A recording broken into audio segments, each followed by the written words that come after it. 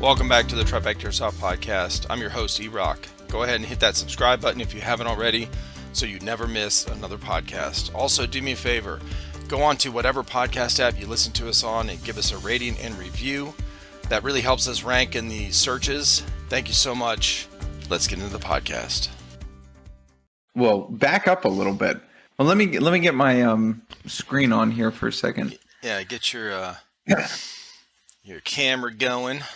Hell yeah. Now, you look good, dude. yeah, you don't look too bad yourself. How does this sound? Because I watched the last podcast like 6 months ago, 4 months. Yes, and wow. I was like, damn, this audio sounds like ass. Oh, really? And, I don't remember. I have a nice mic here I invested in, and I don't even think it was on. I think it was picking it up from my webcam, which is like complete garbage. Yeah, I don't know. I'd have to go back and listen to it. So back, when I was first starting to do these, and you were kind of one of the first in that first group where I was still learning all this crap too. I was, I would tell people in the beginning, like, hey, your mic, this, whatever, can you change this or whatever? And they'd be like, oh, and it would just, I don't know, set this tone right in the beginning where they were kind of like, is it working? Is it like, and this? And I'm like, fuck it, I'm not going to say anything. I'll just, if it's good enough, like if it's not too echoey or cutting out, it's good. Fuck it. I was going to ask you about that. Is you have a lot of people on here, and this, it's not like Joe Rogan where you're flying people out to the studio. You've got to have some people that come on here that really don't have good equipment. And what are you going to do? What do you do about that? Do you ask them beforehand? Do you have good equipment, or do you just kind of assume they know what they're doing? Yeah. So I send, so almost everybody will ask me when it's their first time on. Mm-hmm. Most of them will ask, hey, is there a format? Do I need to know anything beforehand or whatever? And the only thing I tell them is, if you have a headset and a mic or earbuds, it works way better. So, but see, the thing is too, I've had people on here where I had this couple on, this boyfriend, girlfriend in the UK, and they were on their phone. The guy had his phone set up, and they were both sitting in the screen, kind of, not close. Okay. And so I'm on speakerphone, but the audio was great. And then other people I've had on, they've been on their phone, and I can hear me talking through their phone. So then they try to talk and it cuts out. So I honestly don't know. I don't know the secret.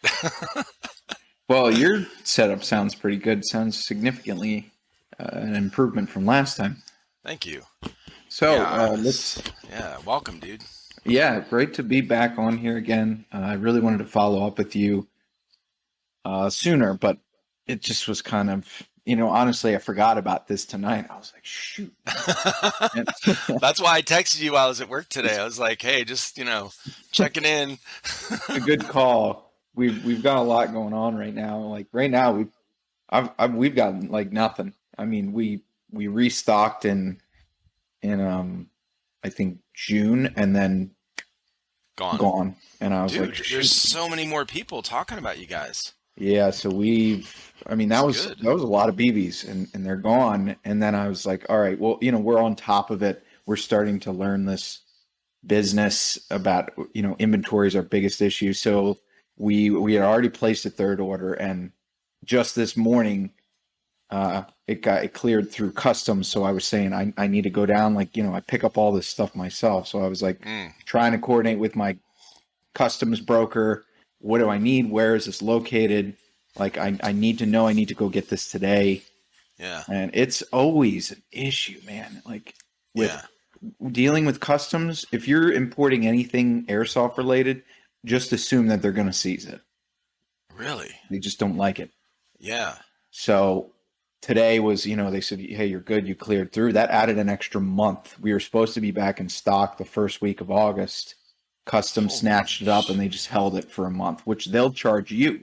Even though you're a taxpayer, you pay your taxes. Doesn't matter. here's $1,500 bill. It's like, for what? Well, Oh we my had to God. inspect your stuff, and it's like, are you serious? That's like a Oh my quarter of the God. shipping cost. Oh, that's a racket, bro. Yeah, I They're, mean, I mean, if they can just snap a finger and go, "Yep, we're inspecting this one," yeah, go ahead and charge them.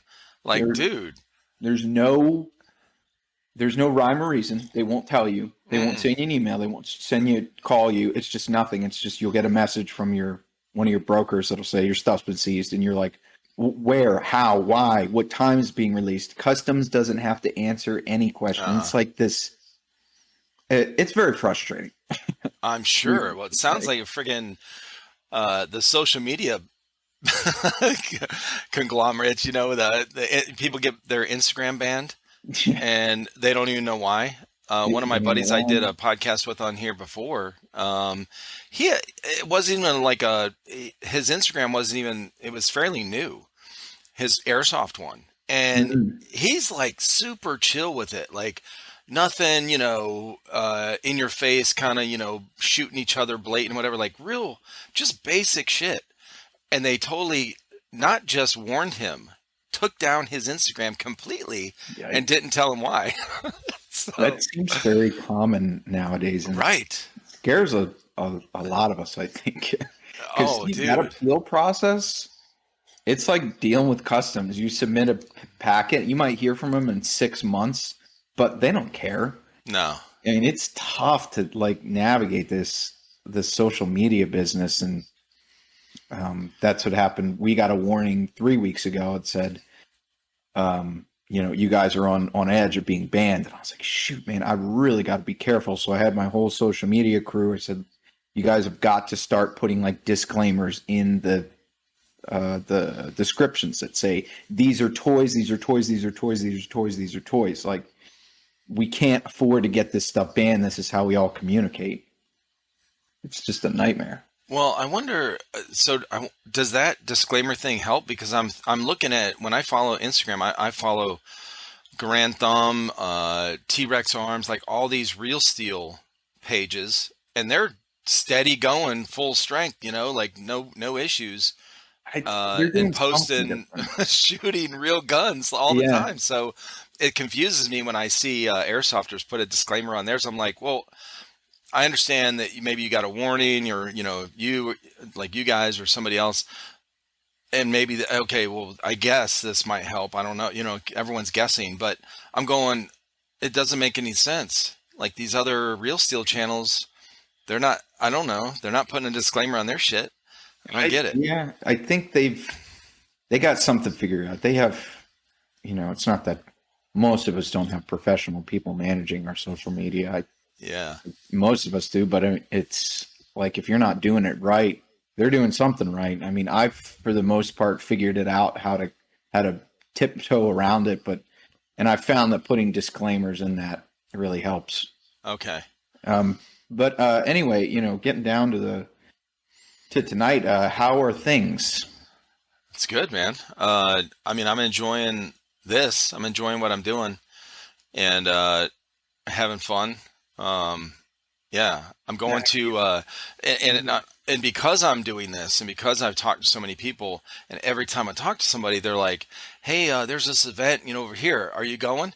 So I start feeling this pressure, and I mean, it's a good peer pressure, and I'm going, no, I didn't think about it. Oh, that's only 2 hours away. Okay, yeah, I'll go. So now tomorrow we're going to the COD event at SS Airsoft, Oh, and cool. me and I'm dragging my wife along with me. So this will be her first time Cool. meeting people in the airsoft community.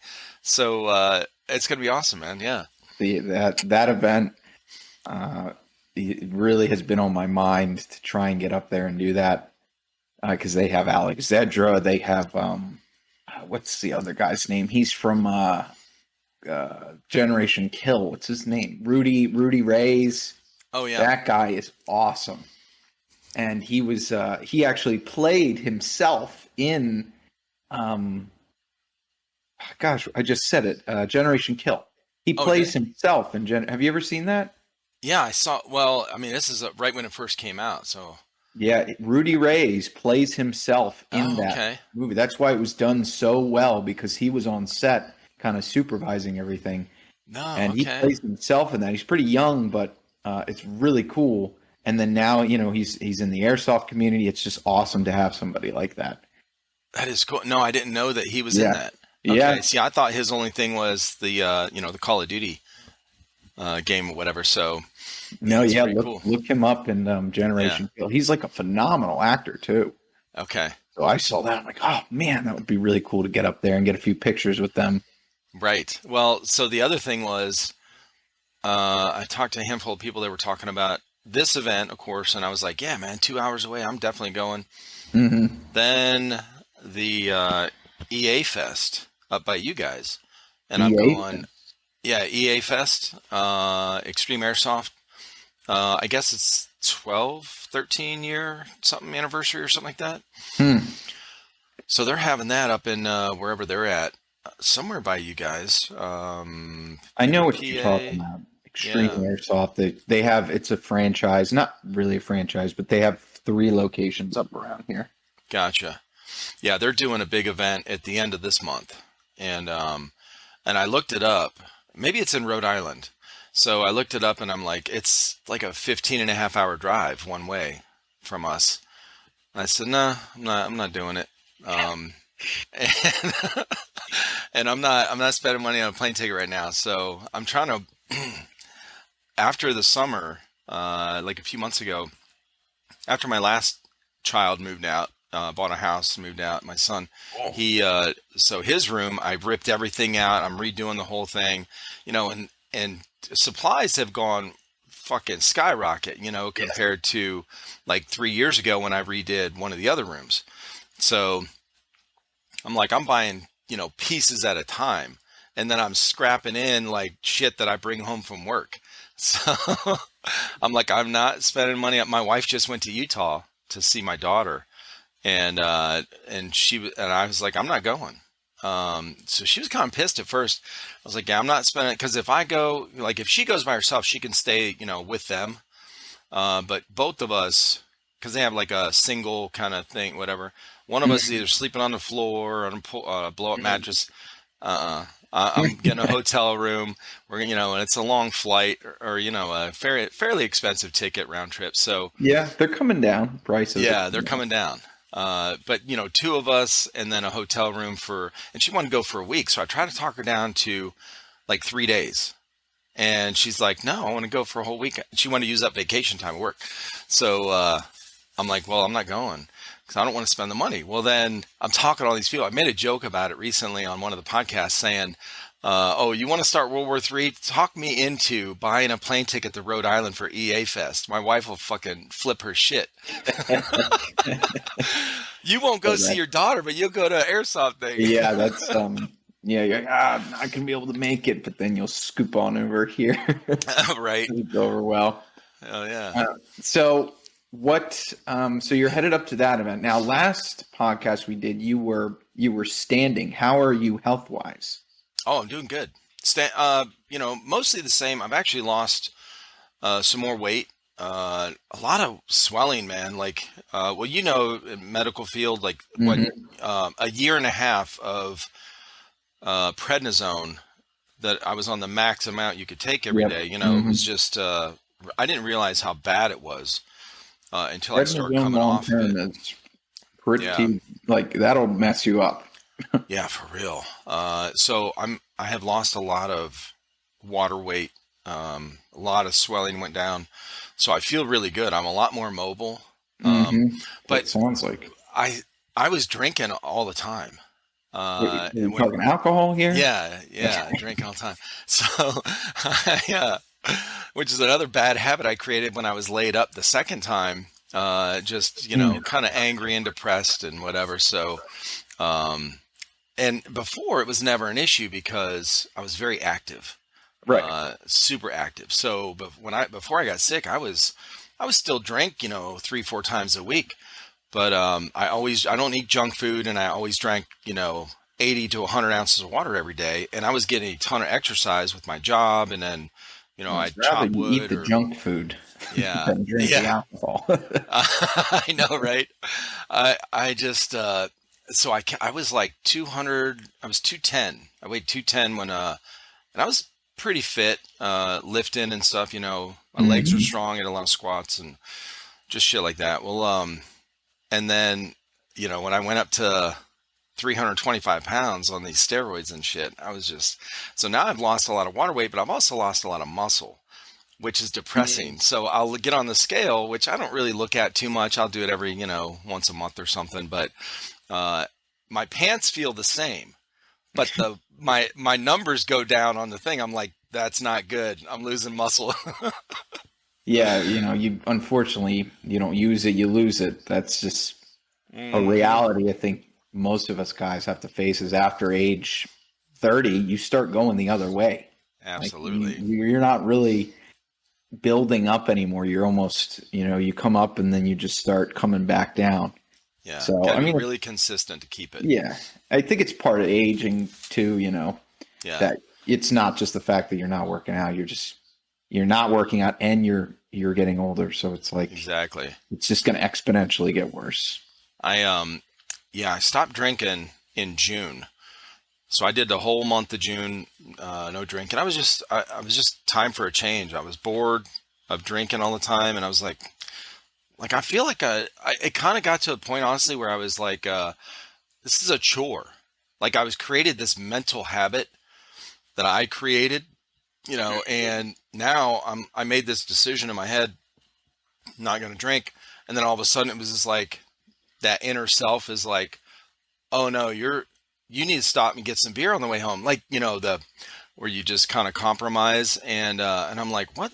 Where's this coming from? Like, I don't have to stop drinking. There was no medical issue. I wasn't, it wasn't affecting me or nothing that I could tell.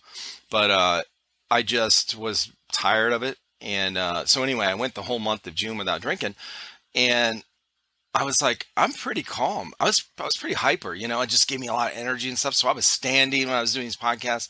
And now I'm just like, I get home from work and I'm like, I'm pretty chill, man. I'll just sit down and do these now Well, that's and drink alcohol. coffee. Yeah. Yeah. Okay. Well, I'll take the coffee over the alcohol. Right.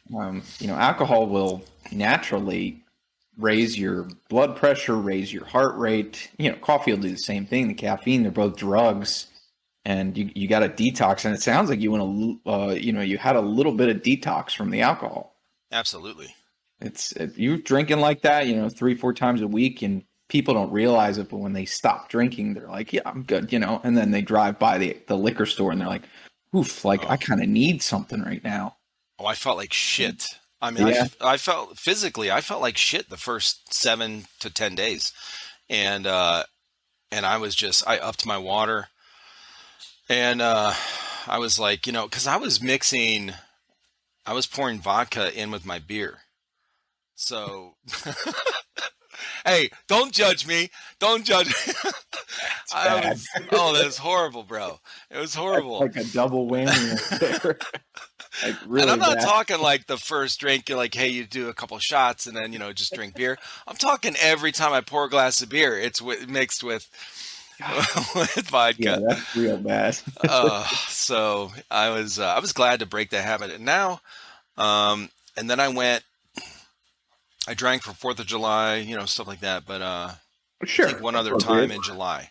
And that was it. And now I'm like, holy shit, this is what it's like to be a social drinker. Because we went, I don't drink during the week. We Hmm. went to like my in-laws' house one night for dinner. I was like, it was a Sunday afternoon watching some, I guess, preseason football or whatever they recorded. And I'm like, yeah, I'll have, I had a few beers.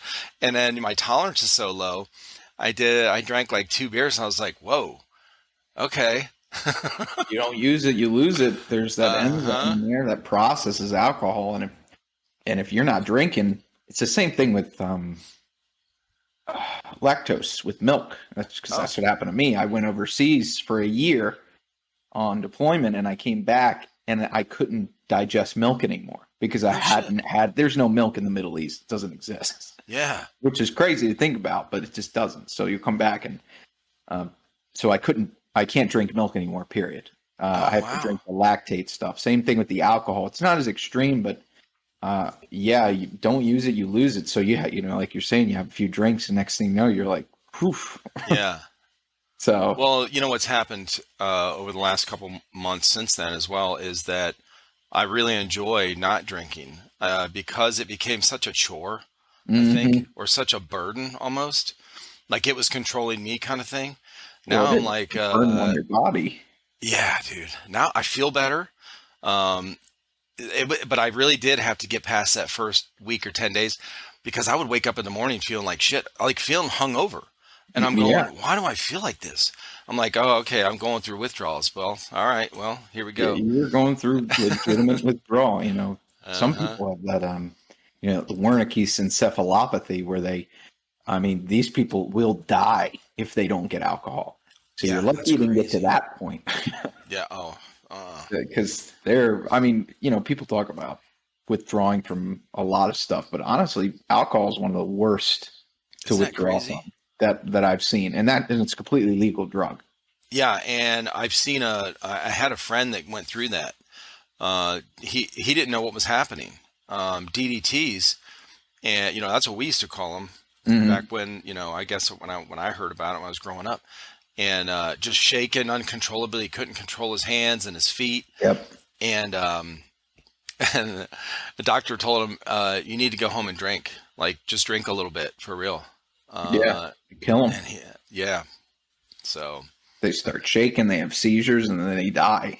that's crazy. A lot of Yeah, people drink frequently don't really realize that, but eventually, you do it for 6 months, you're addicted. Like you can't yeah, stop. So it sounds like you're on a good path now to stay out of that yeah, routine. exactly. Oh, we got a visitor. What's up, dude? Mhm. Hey, this is here. Talk to. This is Austin from BlueMag Airsoft. Oh, okay. This is Colton. He's one of the guys on our channel, and one of my sons. Oh, one of your sons. What's up, man? Hey, how you doing? Good. How you doing? We're just talking about alcohol and Oh yeah, my and dad's favorite overdose. thing. Oh, it's like he did you in. He's over here telling me I've been sober for 2 months. And hopefully Well, that's true. I think that is true. I know he's been fasting and working out a lot. So Good, good.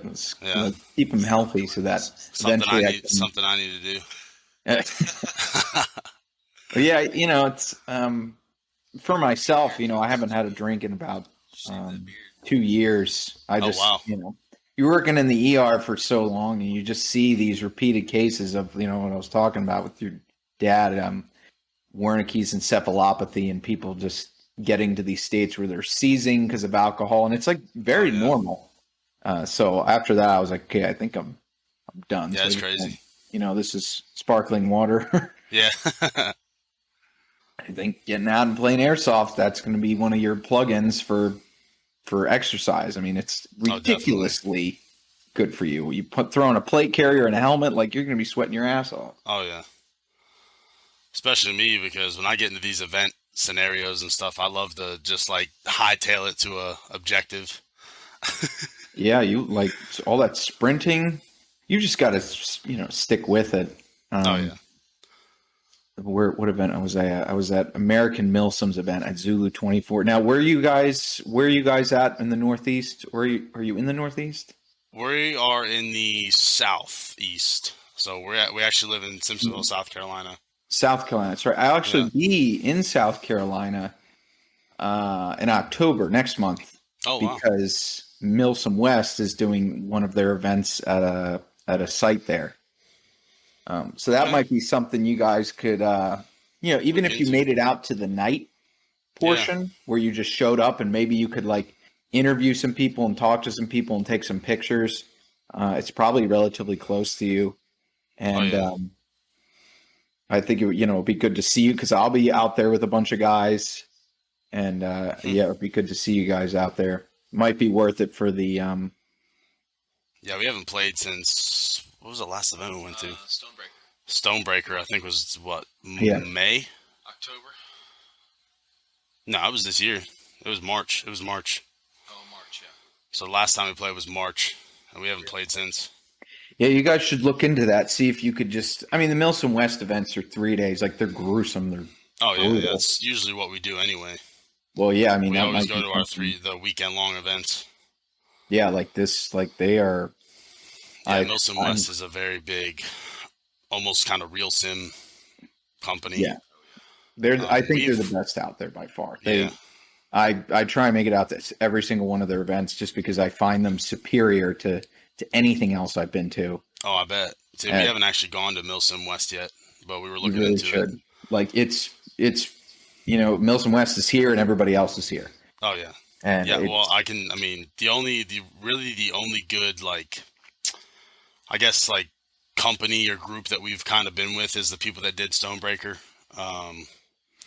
They're called Third Coast Airsoft.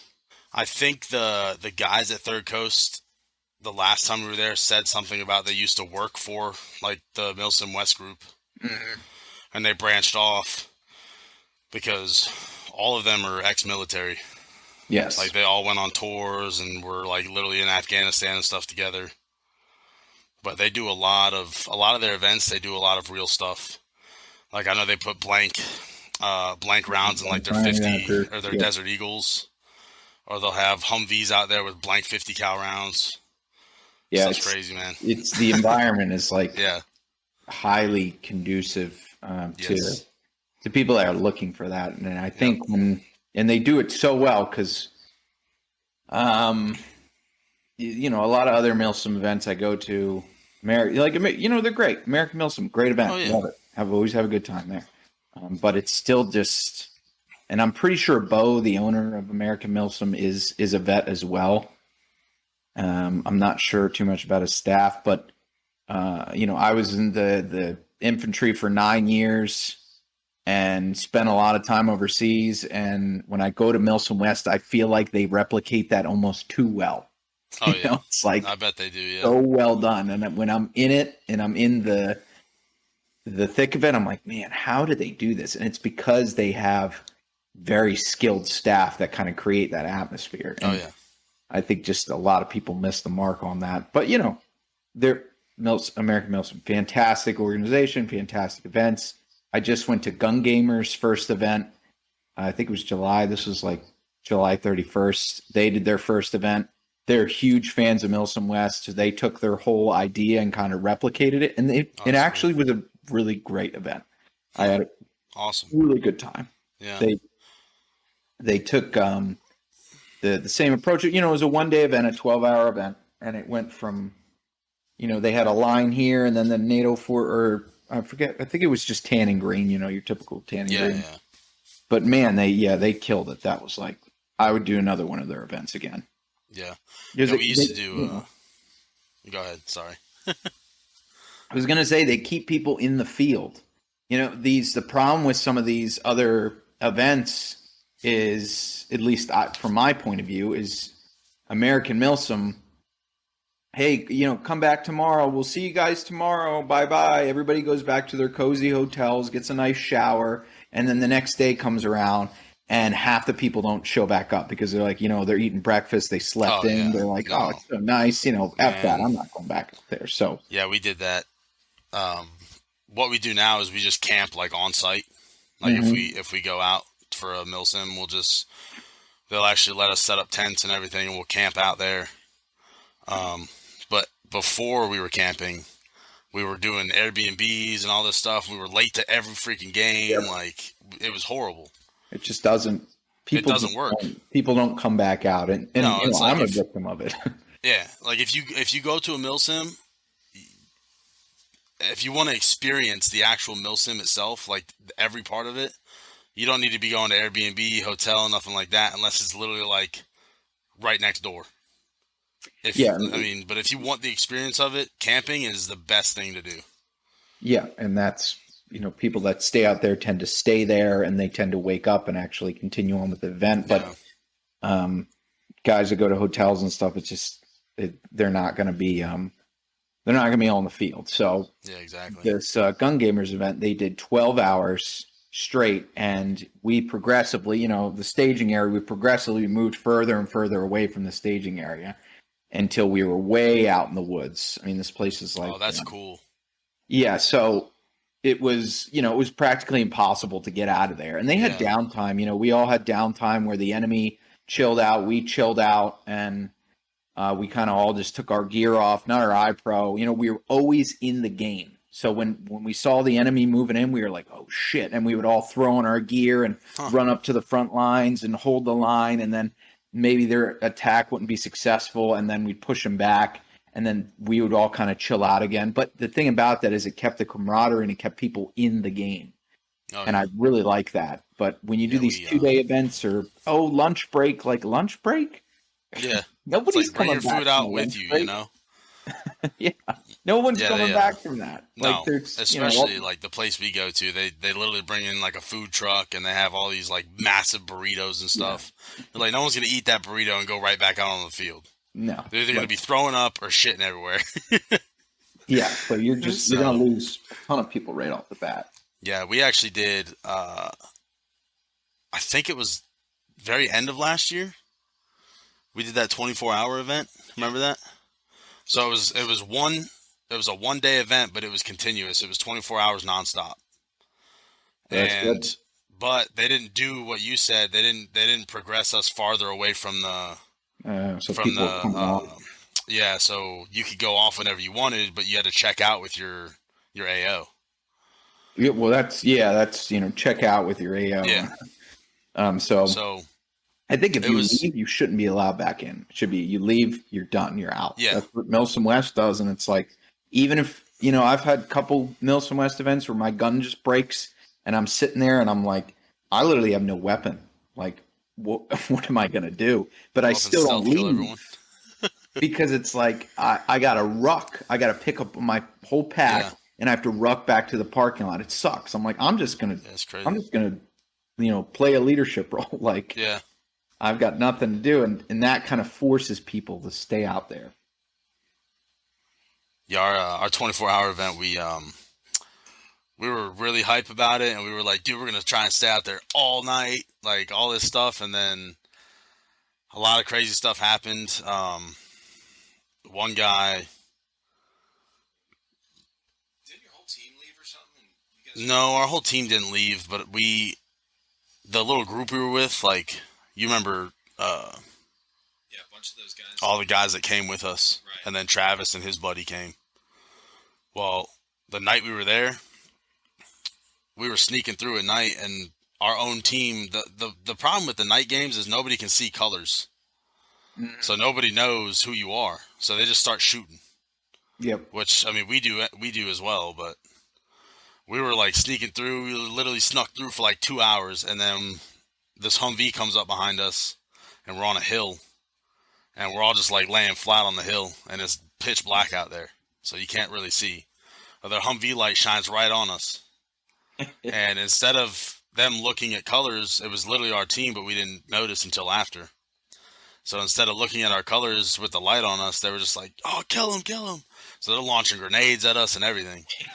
And one of the guys that was with us, one of our buddy's friends, has PTSD.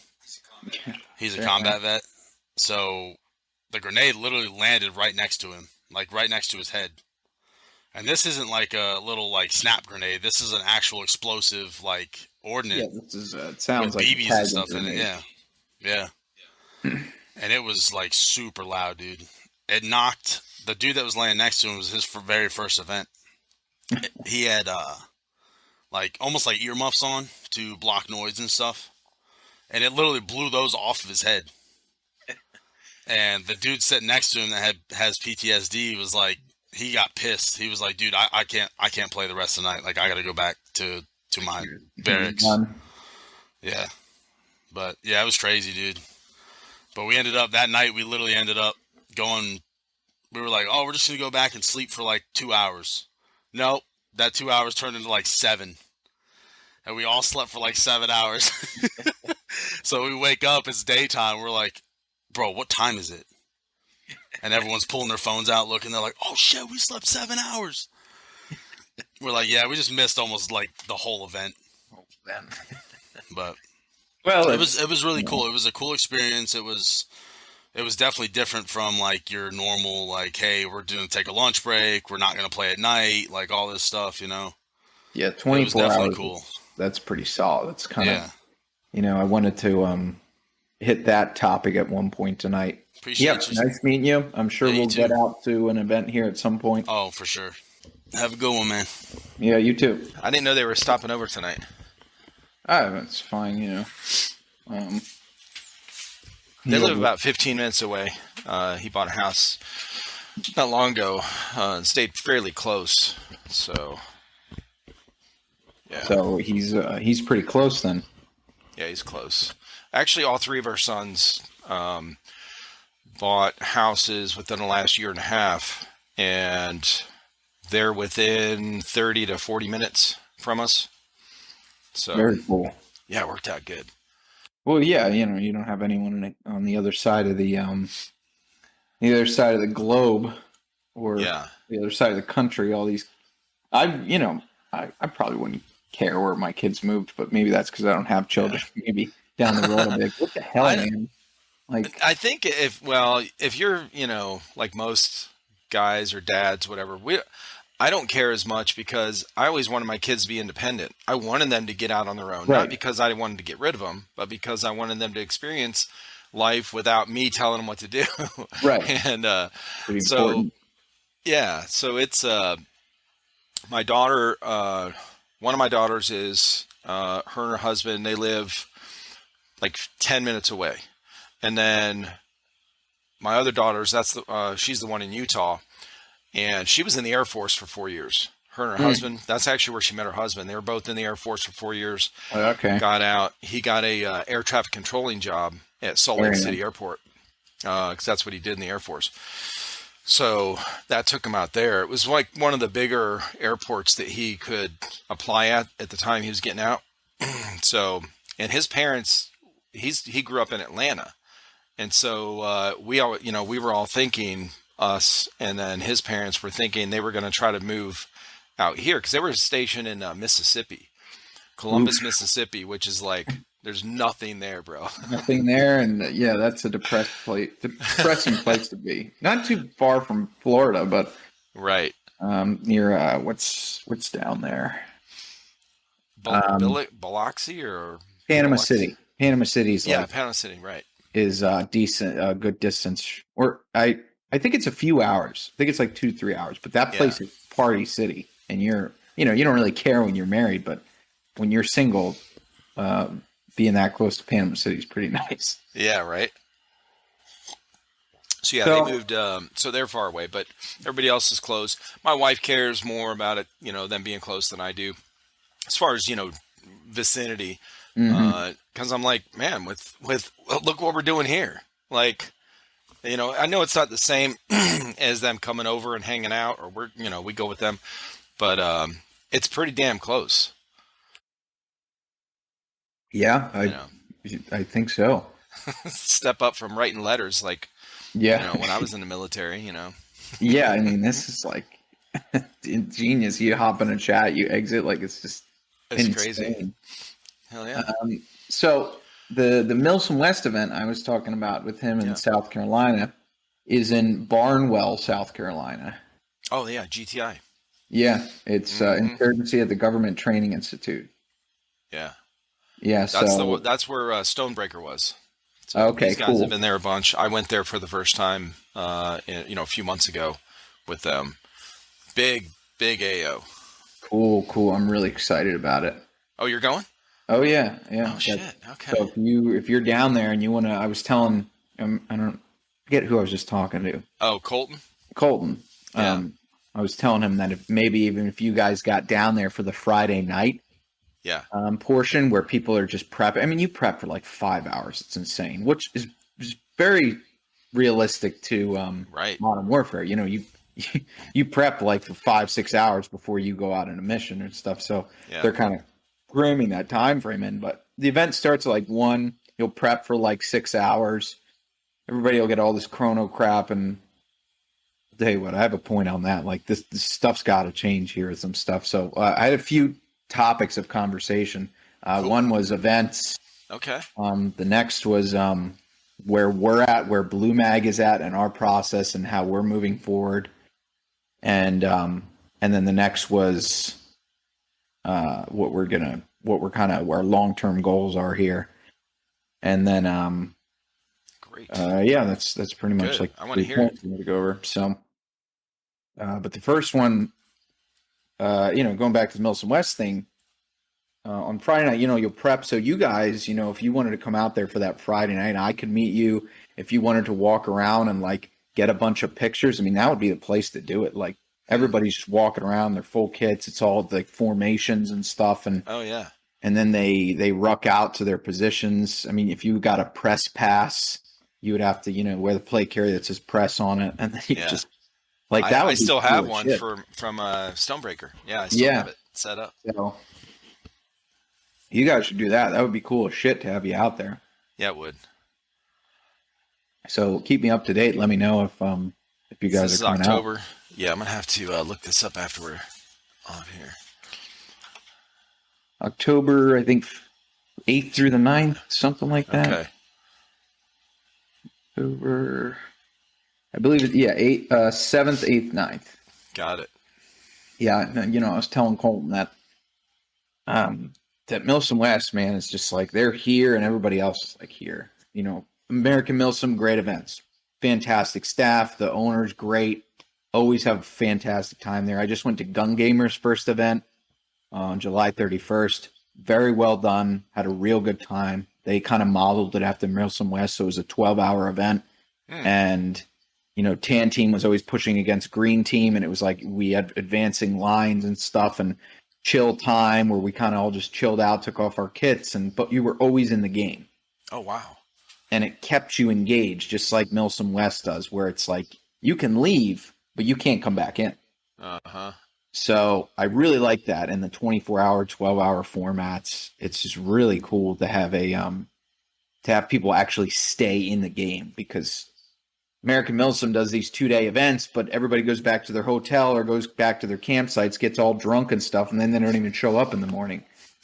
And it's like, damn, dude, like, where did everybody go? Uh-huh. And, I'm a victim of it myself. Well, these guys, when these guys first started going, just like what Colton was telling you, and I knew nothing about airsoft. So when they're telling me the first time I didn't know the lingo, none of this terminology and shit.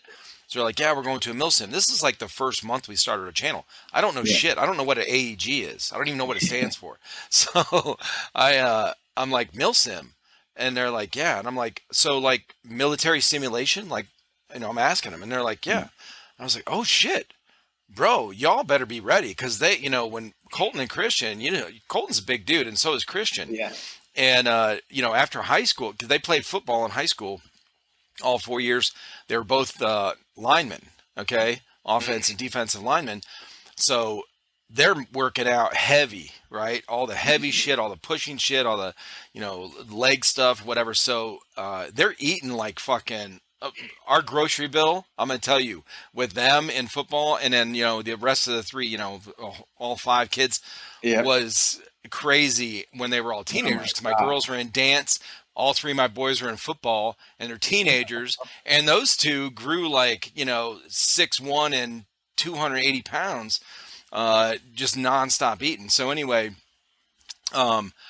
so they kept eating like that after they, got out of high school, which is pretty common.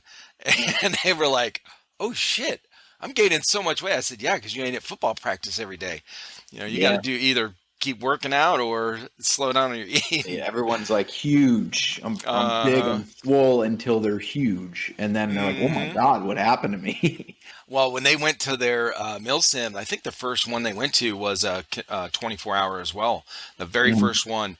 It was put on by a local field. It wasn't run by a big, like TCA or American Milsim or something. It was a place called SQ in South Carolina.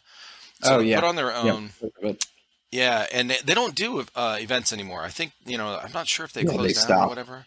Yeah, so they did the Vietnam one. So that's where they had to get all the Vietnam era stuff or whatever. They had, in fact, I'm looking at them now, the M16A1s. Well, that was their first event, 24-hour. It rained like fucking monster, like Vietnam, and Cool. they're miserable. But I'm like, before they were going, I'm like, dude, y'all, are you sure you guys are? Because they're buying new boots, okay, that they've not worn yet, and I'm going, oh, good luck, bro. Just that one thing. I said, you're out of shape. You're buying new boots. You got new gear you've never tried out. That pack is going to rub your back raw. Your boot, you're going to have blisters all over. Like, you don't even know what's about to happen. So, and that's if it's good weather. So I was like, there's no way a military. Well, then later on, now that one was rough on them. But they got through it. But the other ones, they would say, hey, we're going to another mill sim. I'm like, oh, another continuous? No. It's like they play for 2.5 hours and they take a break. I'm like, well, that's not military simulation. What is? Yeah. So, yeah, I think I've talked about that before on a bunch of different podcasts where we've, this terminology definitely doesn't mean what I thought it would meant. Correct. It's like you're almost at your own. You're at your own will while you're out there in the field. It's like, hey, if you want to stay on, you can. If not, you can go back and eat a peanut butter and jelly sandwich. It's like, so these real hardcore teams will stay out there all day just because they're like, we gotta make it. We can do it. We're just gonna stay out here all day. And then guys are just passing out left and right. So it's like this full speed thing, and then they all start to burn out, which is what is different about the Gun Gamers event I just went was so well organized because it's, it was this initial run up. It was, okay, guys, here's where the enemy could be. Here's where they're going to come in. Boom. They came in, just BBs flying over, grenades going off. Everybody's screaming, just absolute chaos. We pull back. We retreat to our next line of defense. We just sat down, all took off our gear. We set up security, 360 security. We had guys on shifts running out of the combat or the outpost, and like, okay, the enemy might be coming, but they're doing the same thing. They all just burned out. You just smash our heads against each other, and that's what they did right, is they gave us a minute to just take a breather, take your plate carrier off, and just chill. And that's what we did. We ate, we chilled, and then boom, the enemy came out. Oh God, the guys are here. All ran up, just a whole another sequence of explosions and BBs flying, people screaming, and then we retreated again to the rear line and sat on our asses again for another hour and a half. Yeah. I don't see anything wrong with that. Like, that's how combat is. You can't push people to their limits nonstop all day and not expect them to walk off the field. And then they just don't come back. Yeah, there's in the military, you go, obviously there's boot camp. There's a lot that happens before you go in the field for 30 days. Yeah. So, you're getting used to being very uncomfortable with carrying heavy things, walking in, breaking in new boots, and you just, those blisters turn into calluses and over a long period of time. And these, a lot of these guys that are younger, they get so gung-ho about airsoft, because they see it, they're like, yeah, I want to do this, and I think some of them probably get discouraged, maybe, I don't know, going to a mil sim because they're like, well, shit, I can't do it. Yeah, because you're out of shape, bro. No, you make a good point. I see it all the time. It's like halfway, maybe 2-3 hours into the event, everybody's back at their cars because they're done, they're fried, and they need somewhere to chill out, but there's nowhere in the field for them to chill out. Right. So I understand the bigger, the bigger events. I mean, there were 700 people at Stonebreaker. Obviously, TCA, whoever's organizing the event, they want to kind of accommodate most people to get a bigger event. That's how you grow. I understand that. Yeah. And they want people to have fun. So it is not, we're not trying to put you through boot camp for 3 days kind of thing. It's airsoft, which is a hobby. That, hey, we provide this. I feel like, I guess as a new person coming in, not knowing anything about airsoft, when they said, this is a mil sim, so you have Mil Sim West that does, hey, we're doing a mil sim. And then you have somebody else that does a mil sim that's really not a mil sim. Yeah. Is there another word? Like, can we just call the 3-day events that are like broken up into sections where you can just hang out and camp out and just, just go at your leisure. Yeah, it's like a social event almost. Yeah. Like what do we change the name to? Because it's not a milsim. No, you could call it like an airsoft convention. I think that would be really appropriate. Yeah, We're right. having an airsoft convention. Oh, that means that I'm not sleeping and living. I can kind of get up when I want and go and get in the field. Like, yeah, that would be a convention to me. It's like a 3-day thing, on the sides. You go back to your hotel and you drink or whatever. And then they got those tents and stuff, like the vendors set up. Yeah, your vendors set up like a convention. Yeah. And I think that would be very appropriate.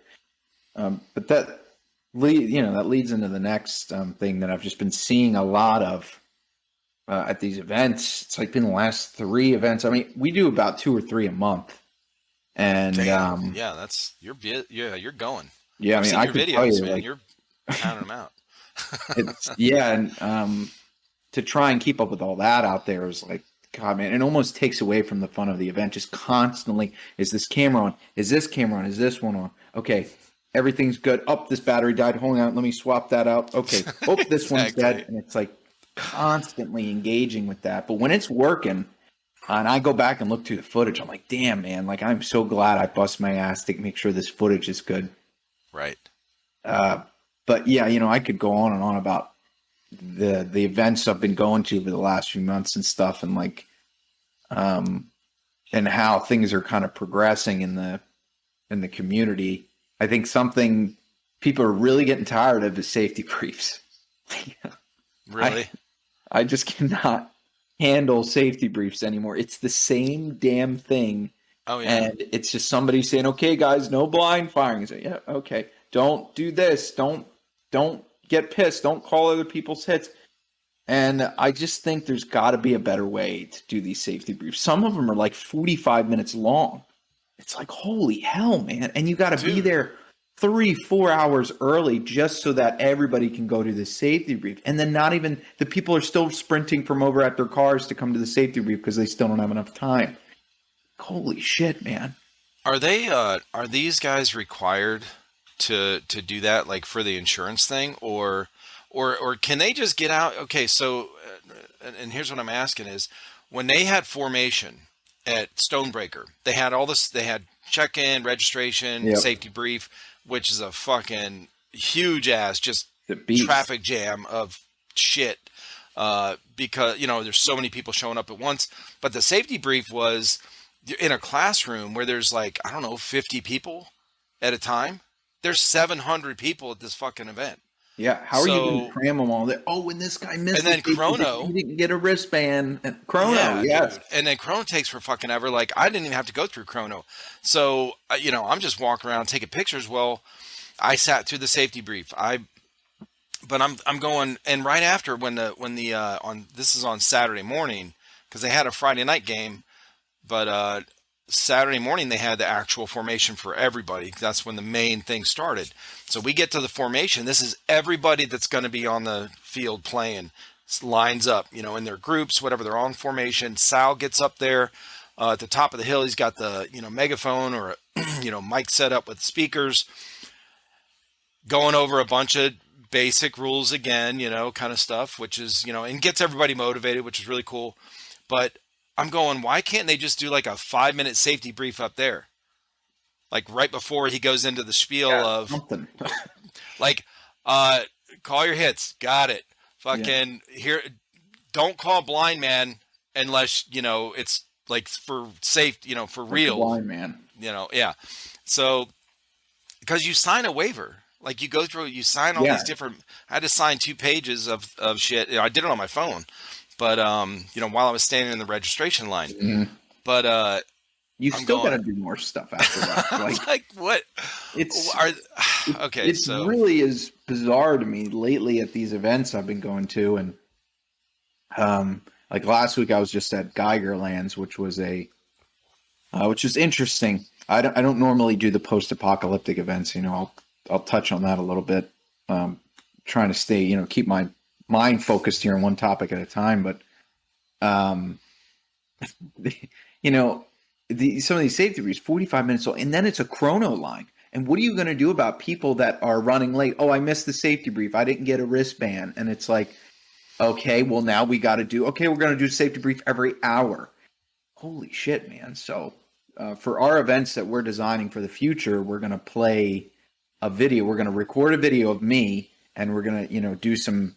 I'm going to edit it all nice and fancy and stuff, and do some acting with the kits on and stuff about what you're supposed to do. And we're going to send that video to each individual that signs up, and then at the end of the video, it's going to give you a unique code.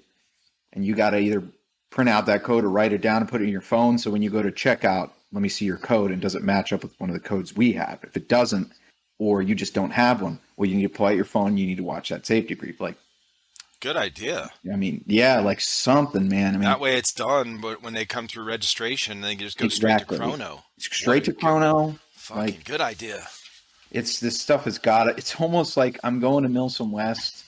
They're pretty good about it there, but like this next event I'm going to late September, I almost like don't want to go because I'm like, God, dude, I'm gonna have to sit there and do 2 hours of chronos and registrations. It's like, holy shit. Someone's got to figure out a way to expedite this process. Like, this has got to stop. It seems to be getting longer too.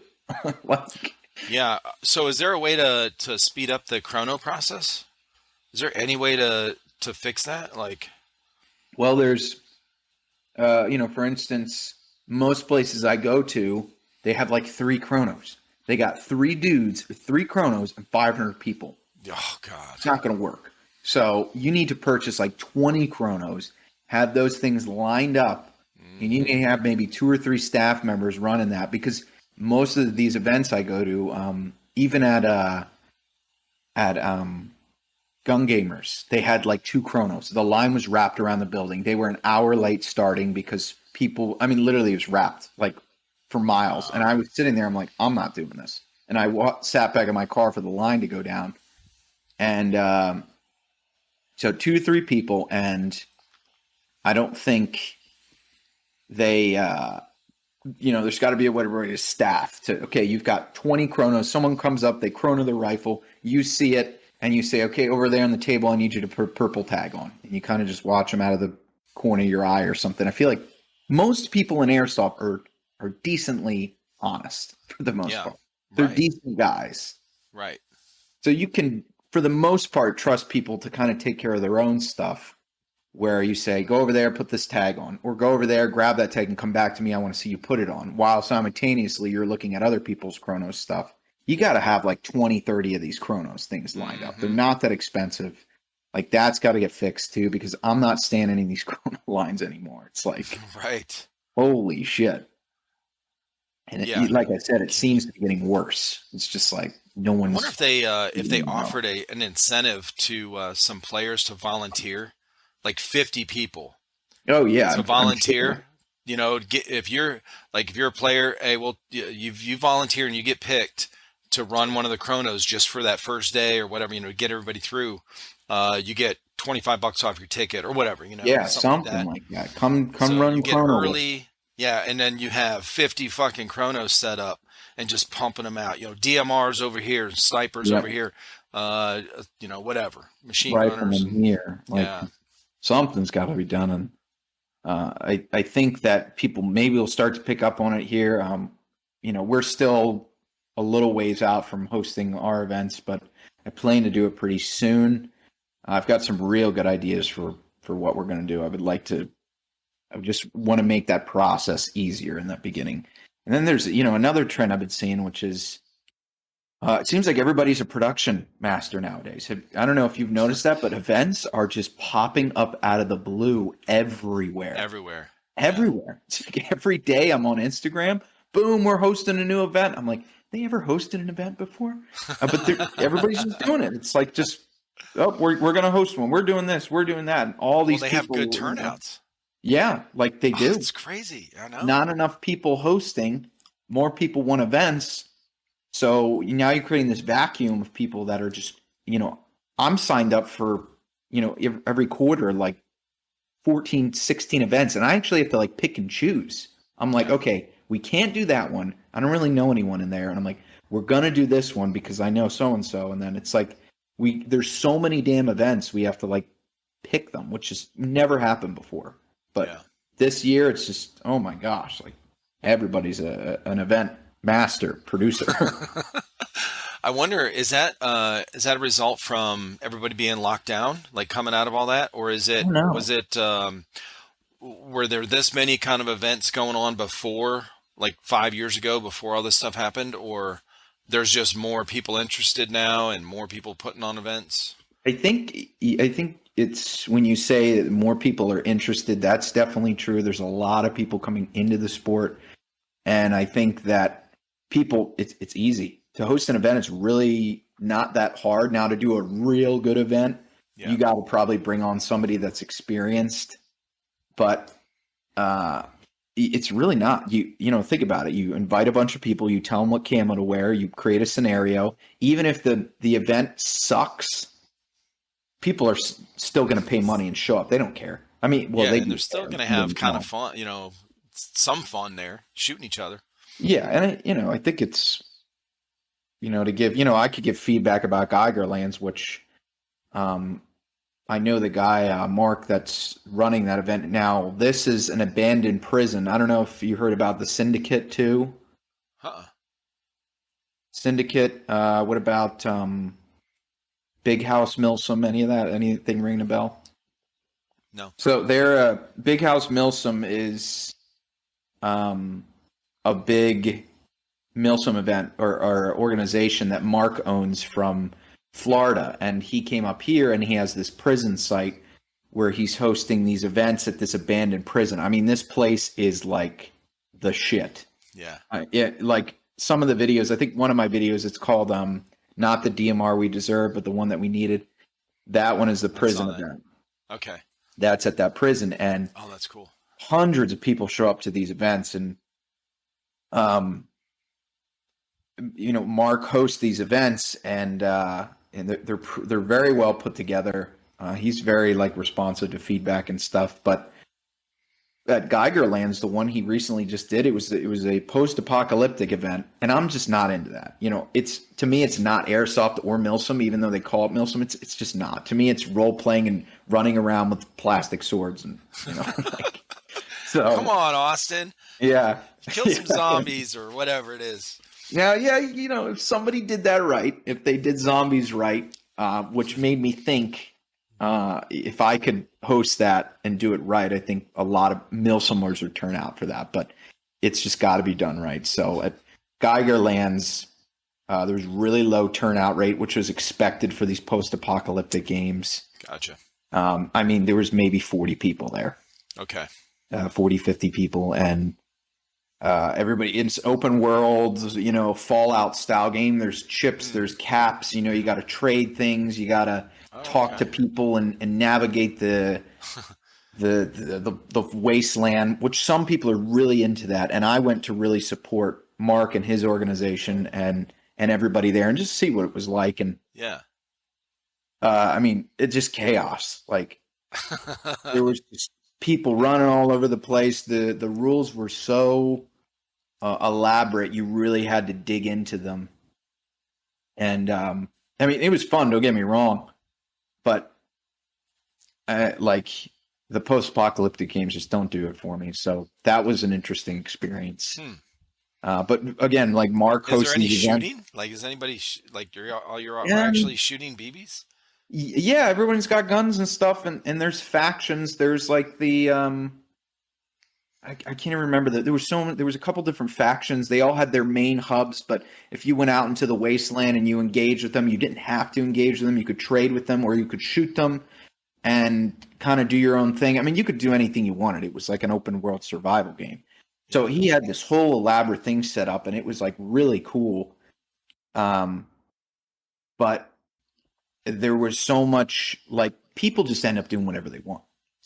Like, they don't, at Milsom events, you're in a platoon, you're told what to do, but at these open worlds events, people just go out and do whatever they want. And it was like, well, no, you got to talk to this person in order to get this chip so you can unlock this thing and get into the vault. And it was like, things just didn't go that way because I think a lot of people were confused. But Mark, like, hosts, he'll like pick right up on that feedback, and on the next event will like make it even better. So I'm kind of curious to see how it'll turn out next time. But Yeah. Still very well put together, very well run. Timeline was good. Like that guy knows what he's doing. So yeah, it's just, you need some kind of structure to these events. And now that everybody's a production master, like, do you really want to go to an event where somebody's like, we're just going to do this and we don't really know what we're doing, and then it just completely falls apart. Like, I mean, they're pickup games is really what it's like. The open play, like the stuff that I did in paintball, we just get together and we just created our own events because we didn't, we were just playing on my buddy's property and we're just like, what do you guys want to do this time? We did capture the flag last time. We just think of shit. One day we just sat around and played. This guy brought a potato gun. I might have told you that when we talked. I think so. Yeah. Yeah, and we just messed around with that. We're like, what else can we try to shoot? But anyway, I mean, a lot of just these making up these little events that whatever. Yeah, I mean, it's cool. It's cool to see the community expanding. But man, there's a lot out there to choose from, and it's just been overwhelming lately. Like I said, it's great to see. It's just like, man, some of these events are just, it's like, what are we doing? Like, there's not like clear instructions, or the instructions are too elaborate and too detailed, and it's like no one knows what's going on. It's like, holy hell. Dude, this I talked to somebody after I talked with you, and they were going to an event here in South Carolina. This is a couple months ago, and so I went and checked it out on the on their site. Whoever's organizing it, and I was like, dude, this is way too much shit to read. I mean, I'm talking. First of all, the website or the Facebook page, whatever, was put together like shit, like not organized, not, clear and easy to, it was not user friendly at all. And I'm going, what? Okay. So the print is like this fucking tiny, it's this whole page. It looks like a Bible page, with that tiny print. And I'm going, I'm not reading all this fucking shit. Yeah. What? I don't know. Hell no. Right. And I've heard somebody, actually a handful of people have told me, some of these bigger events that are like either Milsim West or American Milsim, if you don't know some of the stuff going there, if you don't read all this stuff or whatever, like, I guess if you're experienced going to these, you probably, it's pretty normal. But I'm going, dude, what? I'm not reading all this shit. What? Who's setting up these pages for these people? I mean, I could throw a page together in 2 hours. It would be step 1, step 2. It'd be really easy to read. It would come up on your phone really easy. And anyway, I was like, nah, I can't believe all these people go through all this shit to go to a milsim. I was like, where do I sign, bro?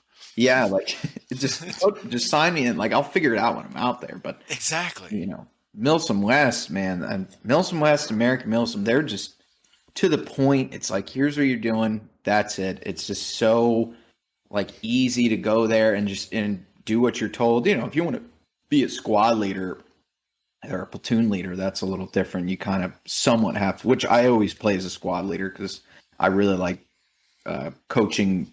Usually I'm just thrown in with a random group, and that's what I like. I like just getting to know new people and being good squad leader and setting a good example. That's I really like doing that.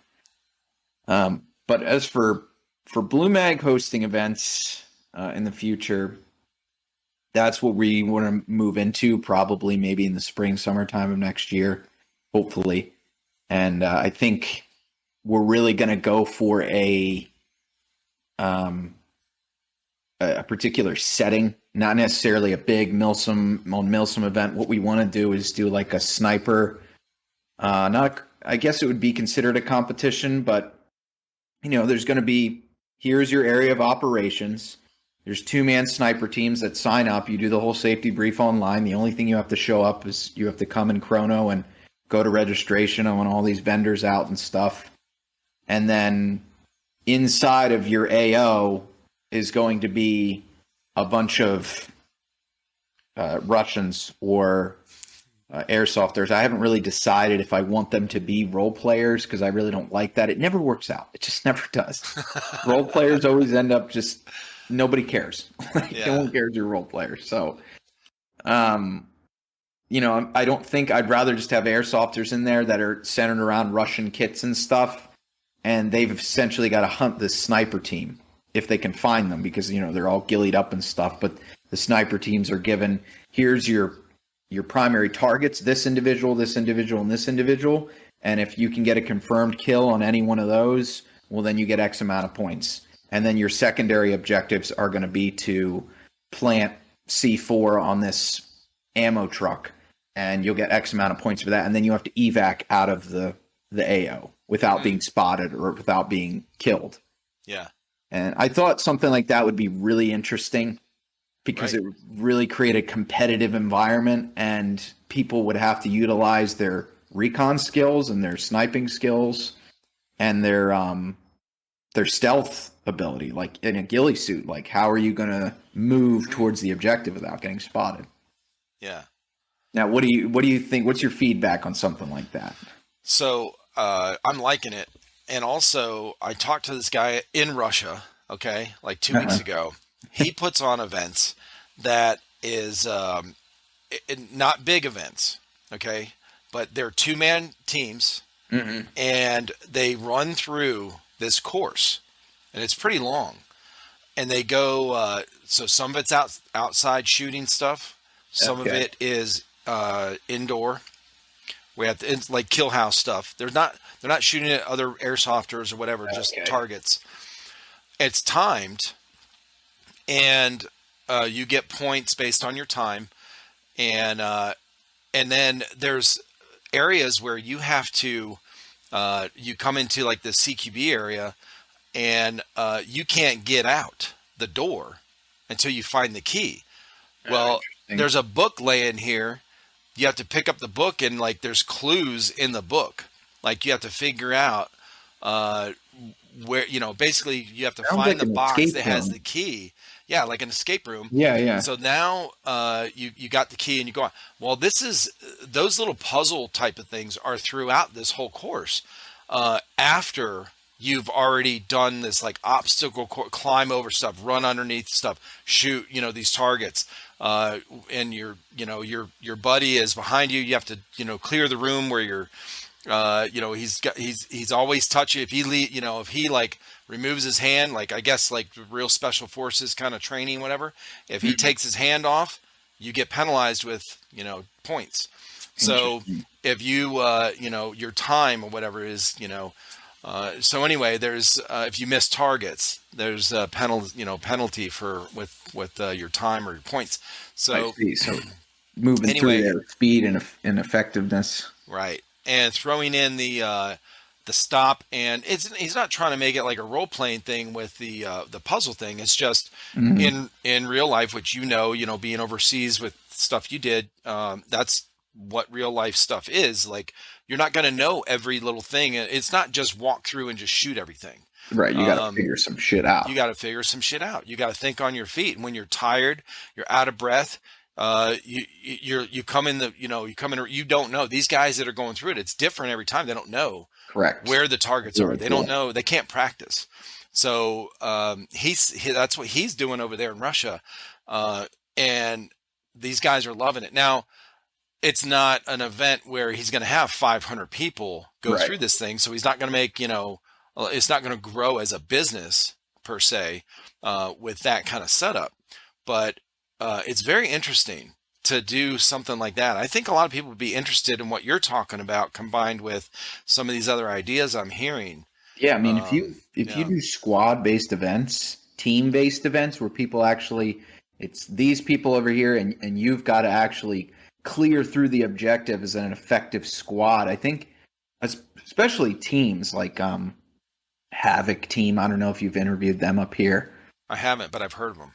Havoc, they're one of our big partners, big team. I mean, something like that for them, they would love that, to have like some type of squad where their whole squad, like Next Evolution Tacticians. Yep. We sponsor them, and if they had something like that, you know, they got like 12 dudes. If it was like, here's a whole event dedicated to you and your squad moving through an objective, I love that. I mean, I would love it. I would love to just run through with a bunch of my friends or with a bunch of strangers, because that's how you know, that's how you make friends, is, you know, a bond's forged in adversity. So if you put people through this stuff, they tend to, it's just way more fun and way more interesting. The odds are stacked against you. Right. And I think that's a really cool concept. So if you gave snipers, and I think I'm a little biased. Well, I don't know if bias is the right word, but you know, I was in a recon platoon. That's like one of my, if I could ever join back in again, I would go sniper, ranger. I really regret not going to sniper school. That would be the direction I go, is be recon. I'm really good at recon, like stalking. Yeah. And, you know, you got to do these whole maneuvers and stuff. And I would love to teach people how to do that and how to actually, because you always see these guys with ghillie suits on and they're running around on the field. You're like, you're not supposed to be running around in ghillie suits. I know.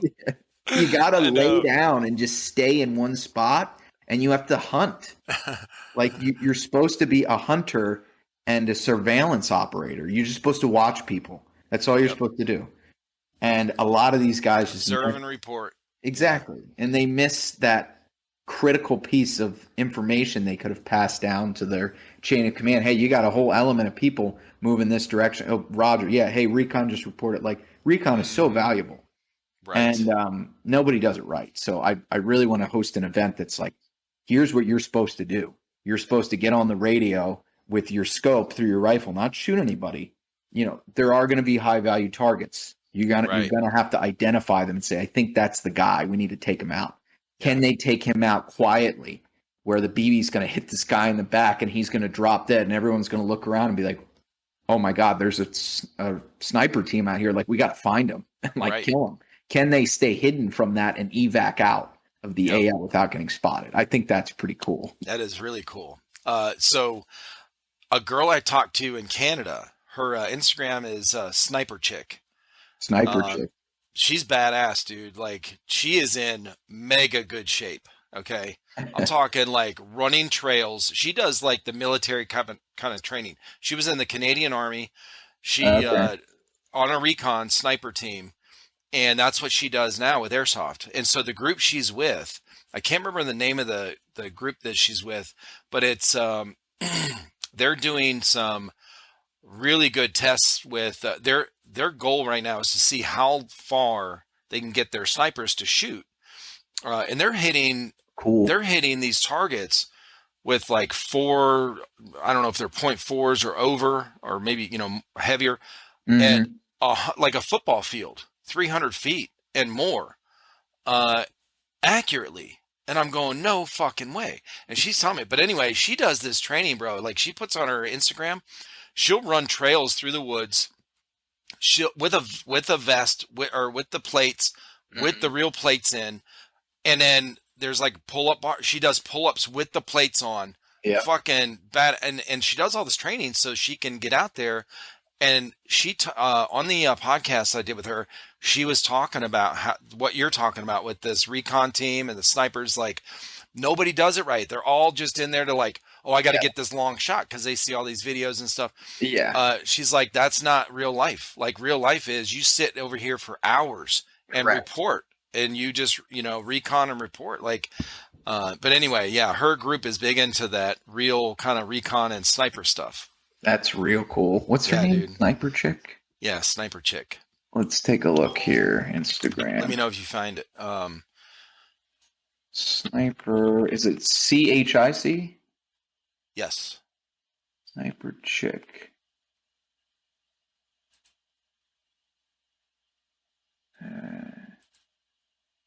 Well, I'll find it here, I'm sure. Yeah, let me send it to you, actually. Yeah, I'm always looking, because if I'm going to do something like this, I'm always looking to get people down. She'd be great to talk to, man. Yeah. And she's very informative. She knows. Yeah, I'll definitely. Okay, it's SCDW48. SCDW.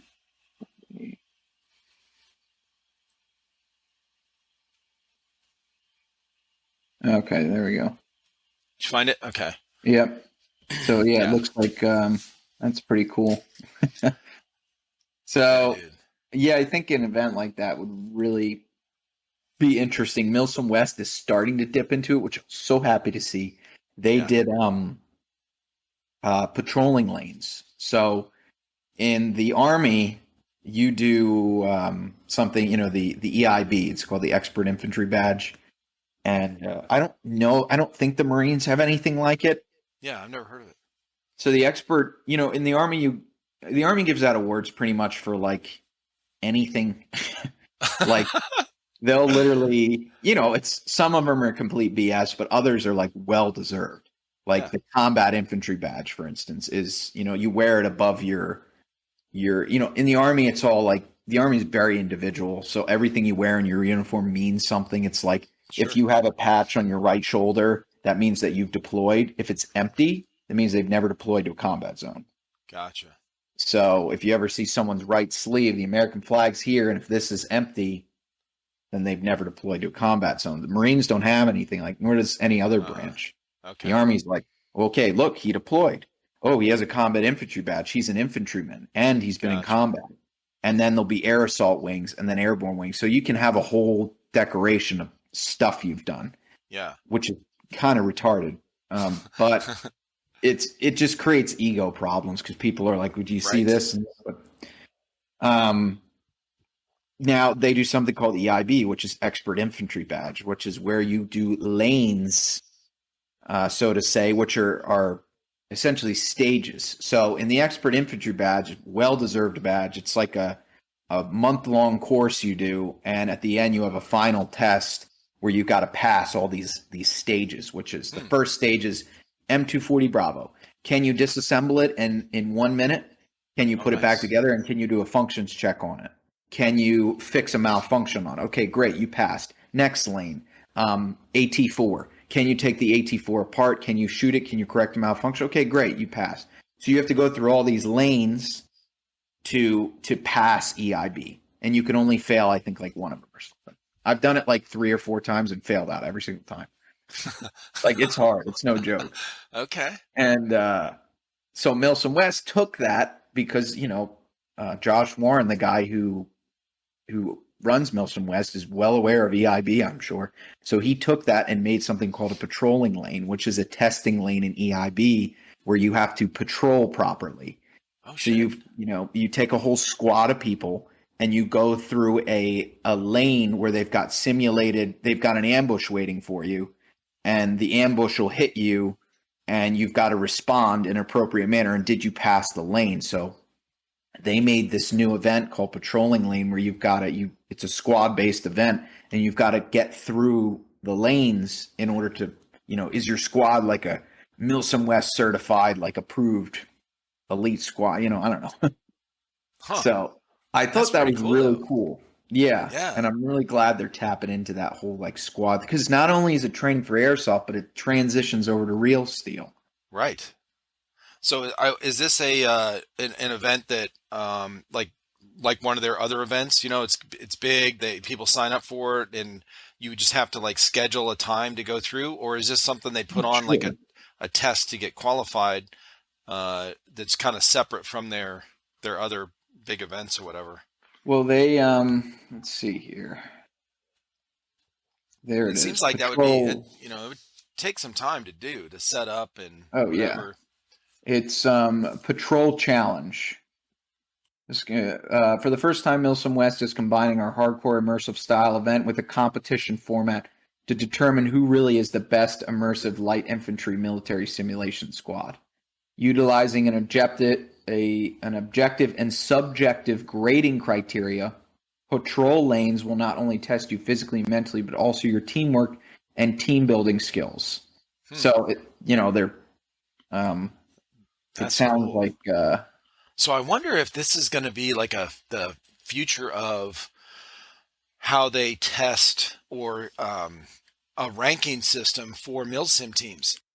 That would be really interesting if someone, because that's come up in conversation recently, because I've talked to the last bunch of people I've talked with are speed QBs, players, whatever. They're ranked. And they're talking about the ranking systems. And I'm like, is there a national ranking system? I was shocked to find out just like 3 weeks ago that Airsoft in America does not have a national ranking system for speed QB teams. I'm like, what? Who's the best? We don't know. Mm-hmm. Why not? Who's fucking running this show, man? Come on. Like I just found out about Airsoft 3 years ago. This Airsoft thing's been going on forever, and I know Speed QB's been going on for a long time. Like, why hasn't somebody set up I don't know. I don't get it. Yeah, that's a really good point. That gets me thinking a little bit. We really want to tap into that.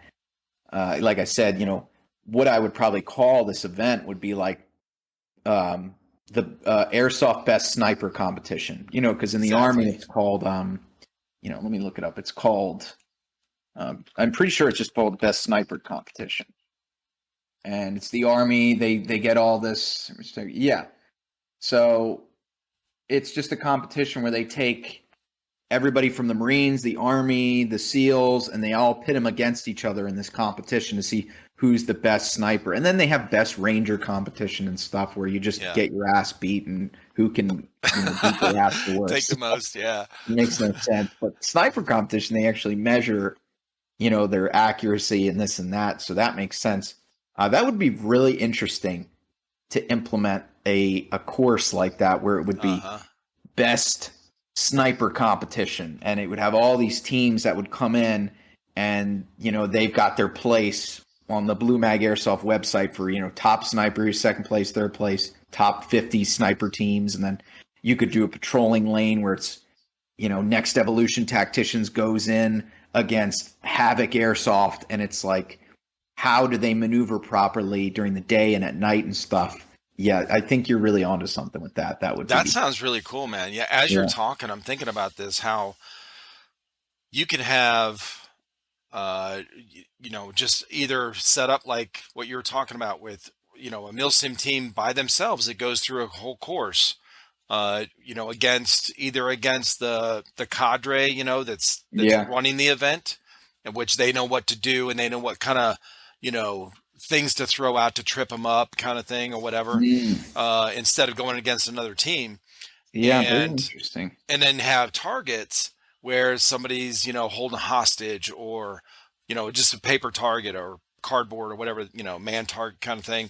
And they have to negotiate this obstacle course setup that might take 4 hours, Yeah, I like that a lot. And defuse bombs, fucking set up the, plant bombs over here, and they have to negotiate all this stuff to get through to the end, and then they get points, and then you have a national, they go on the national ranking board for American MilSim teams, MilSim teams in America, not American MilSim. Yeah, I think you're really onto something like that. That would be, I think, a lot of people. So you charge more for a ticket, or maybe it's the same, but you don't have to rent a huge AO.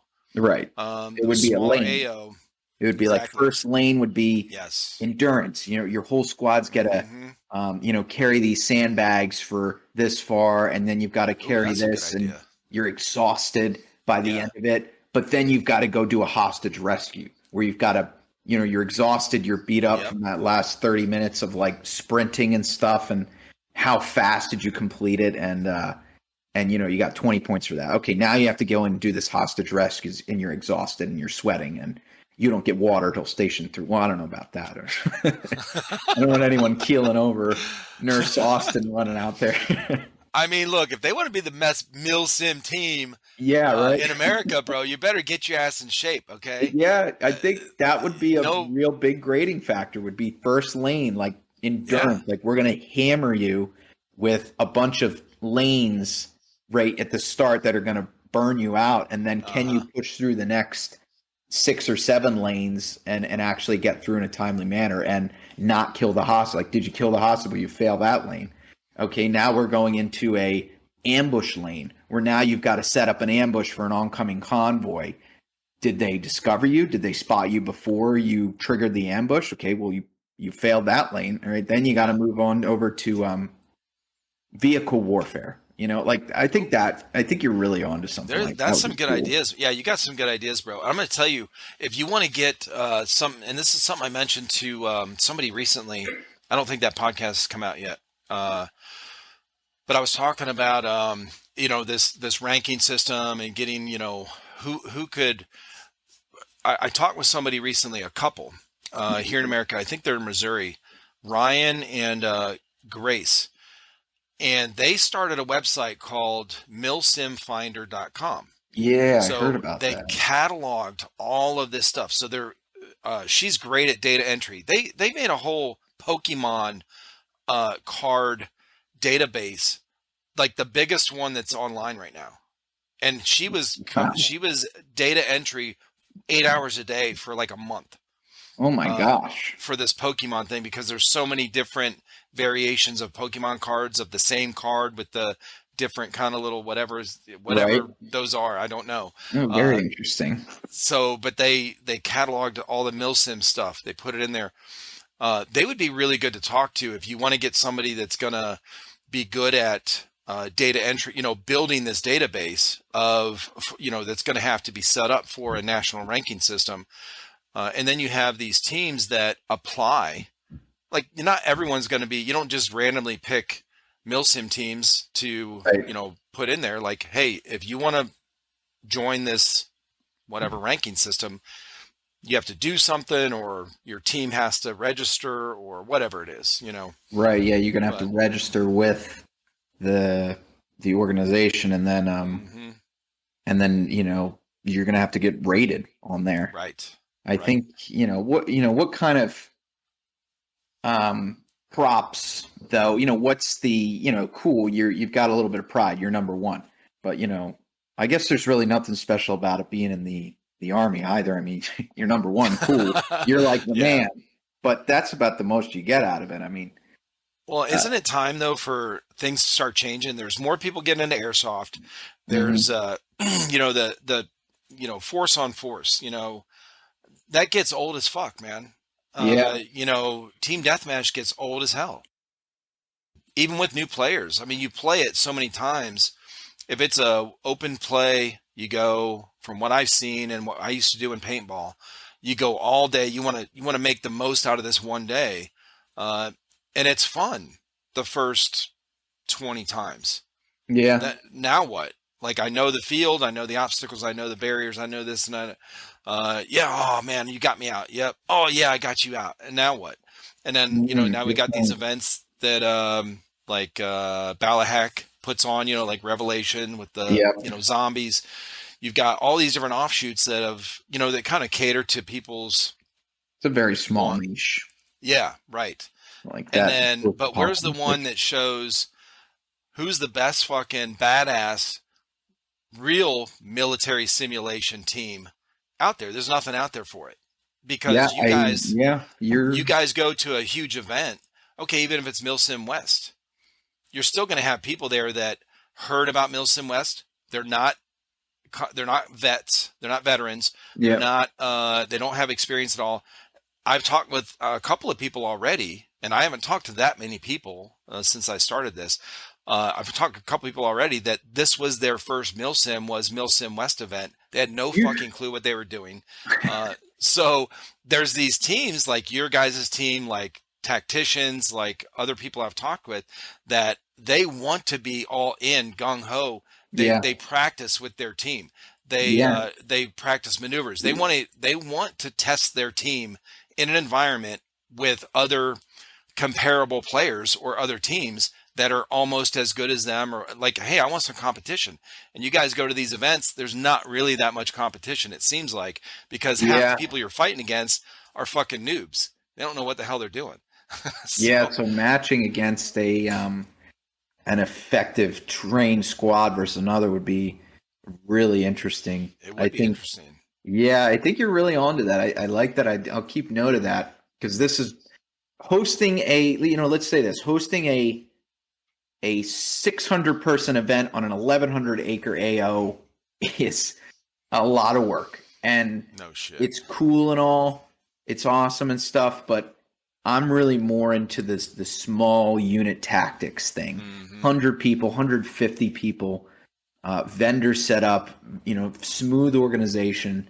Right. I think that is a big chunk of the, airsoft is a niche as it is, but it's missing in there. And I would love to do that. If somebody hosted a best sniper or best machine gun competition, I would be all over that. I'd be like, man, that's freak. I'll fly across the country for that. For real. Yeah. Well, it is. It gives somebody something to, the bragging rights is one thing, but to know, even if somebody's not into the bragging rights, but they just want to know, hey, can I do it? I mean, that's one of the reasons I chose Marines, or, a lot of guys going to military, whatever branch it is. I want to see if I can do it. I want to see if I can go through boot camp. Can I finish this? Yep. Yeah. You want to test yourself. And it's, I don't need badges or whatever. I mean, we do. We like when we come out of boot camp and we wear our uniform for the first, especially dress blue or your dress uniform or something, you feel fucking great, right? Yeah, you're like, I'm there. So, something, but just I think, the first thing you said though, that just like testing yourself is a real important piece, because I think a lot of these guys do want to test themselves. And if you watch YouTube, they have all these real steel competitions where the dude's got to hang up on a pull-up bar and he's hanging on the pull-up bar and his buddy's got to go shoot a bunch of targets, doing all this crazy stuff. And then he's got to run back, and then he jumps on the pull-up bar and his other buddy runs out there and he shoots a bunch of targets. It's that's kind of stuff is super cool. But airsoft changes it because it's person on person. So I think you're really, you really got me thinking here tonight on how I could kind of more elaborate on that. So that's good. I know that, the last time we talked, you were talking about building a mount site. Yes. The real deal, taking that to the next level, for an event, like really setting it up like it's supposed to be, or like it would be in real life. Well, yeah, the steps right now. This year is the first. I started BlueMag in last summer, and then I officially got everything organized. My website set up, everything. I have a genius team, and then January we launched, and then from there it's just been full speed ahead. My first order of product was pretty. I wish I could give out numbers and stuff, but it's just Well, it's a business, man. You can't. Yeah, you can't really. But no. My first order was like, okay, let's see how this goes. Second order was like, okay, this is something we can do. Third order, fourth order, it was like, holy hell, man! Like, we might be able to make this happen faster than we thought possible, because we've gotten an enormous amount of support from the community, and I just keep selling and selling and selling, and we still haven't pulled a dime out of the business. It's like everything is just in there, and it just keeps getting recycled until we actually can afford to pay our staff something, which I'm not sure how the end of the year, I always get this feeling. I'm like, oh man, like, what if next quarter, what if things drop off, blah, blah, blah.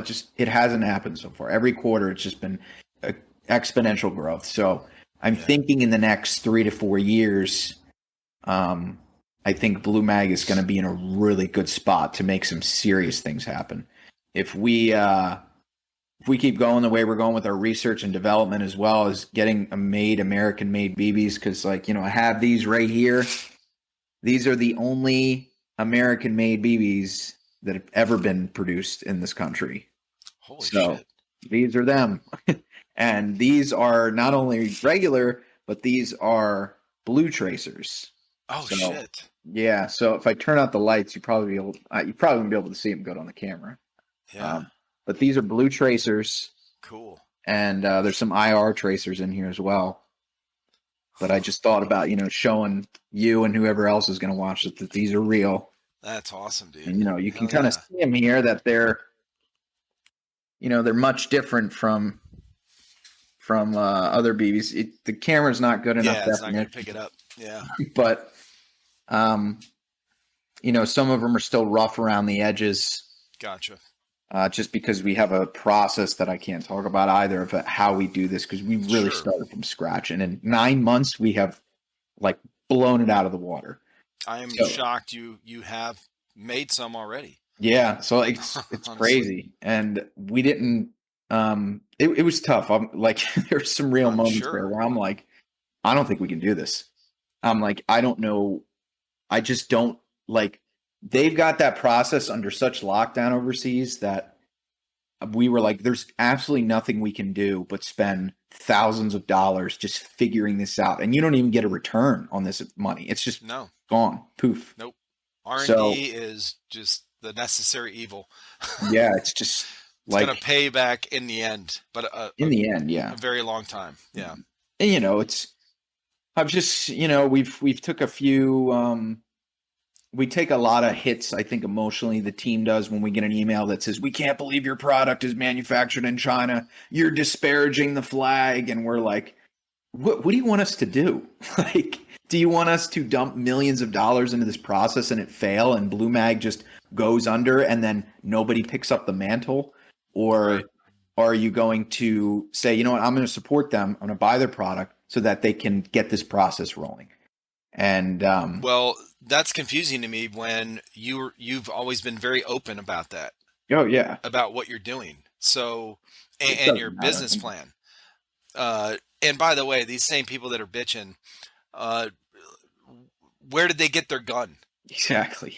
It's fucking Taiwan, bro. Okay, Taiwan, like China. Yeah, it's China. Like what? Okay, your cell phone. What? Like everything. We could go.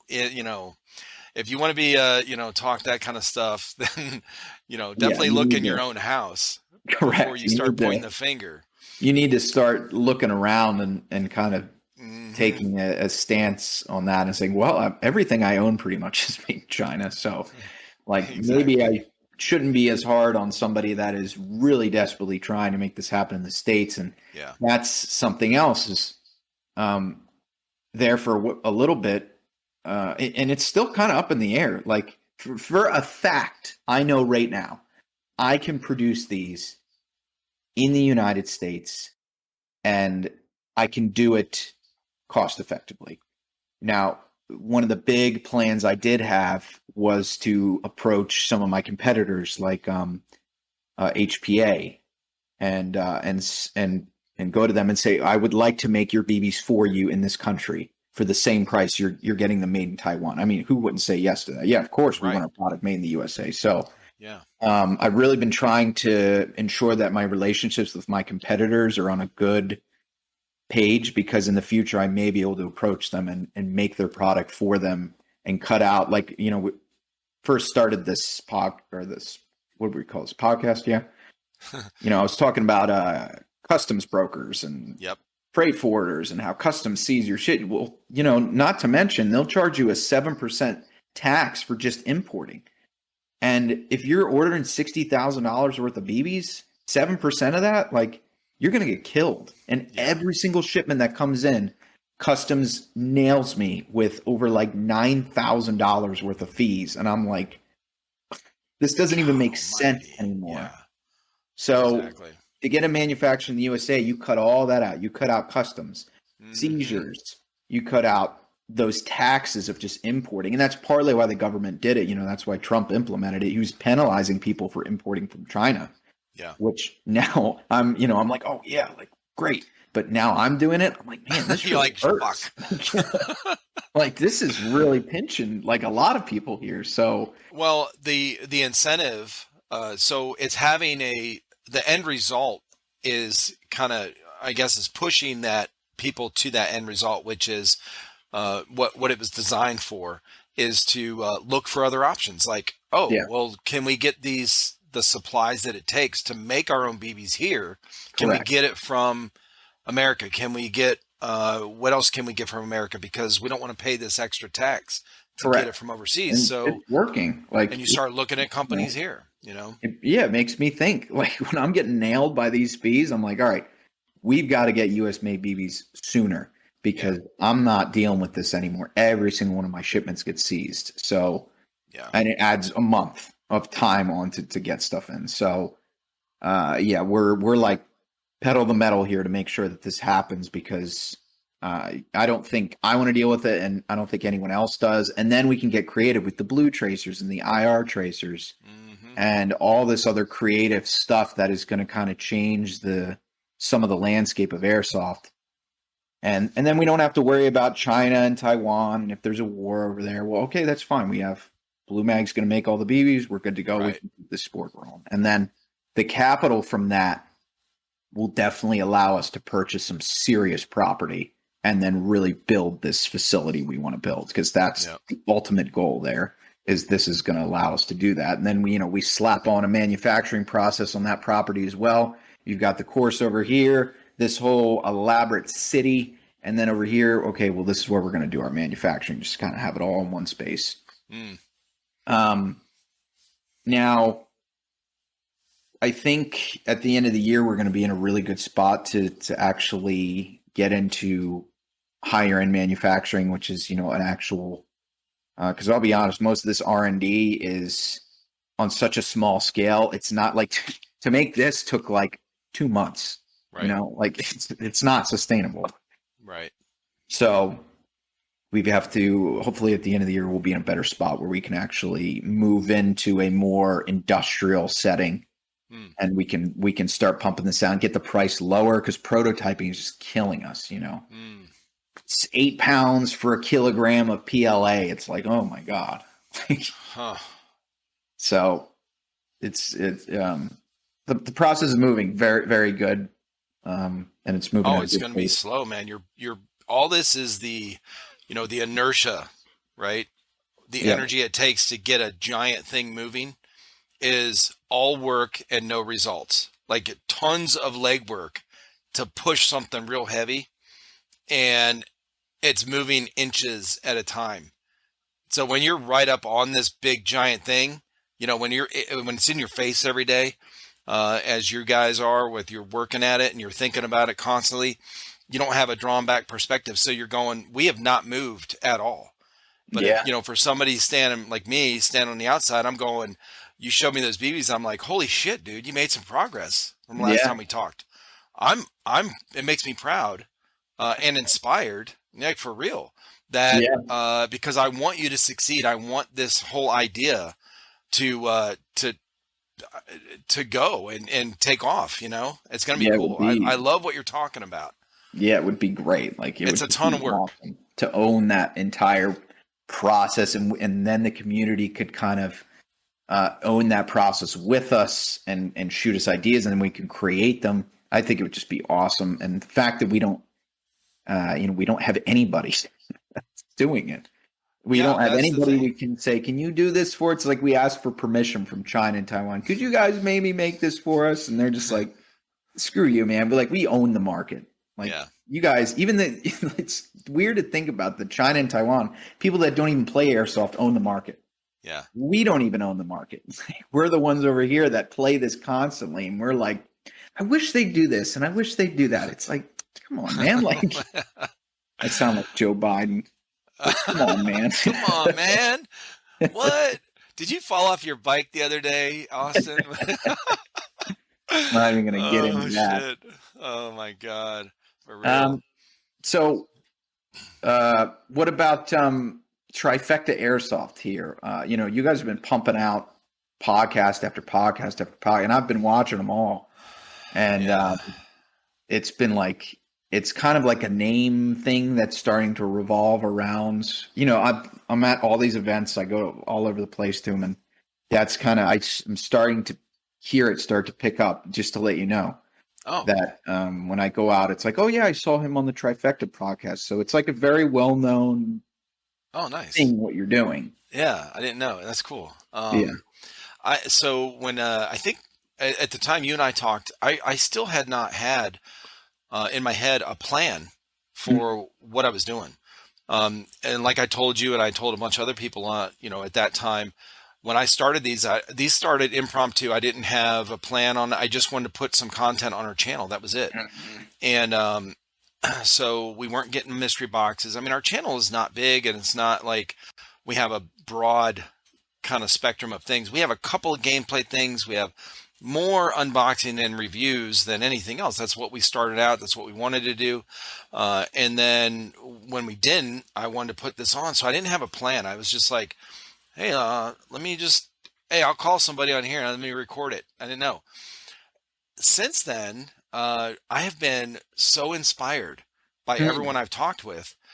Yourself, okay, this whole thing with what you're passionate about with your company, and the whole ideal of, I want to make this stuff in America. We could do it here. We could do it better.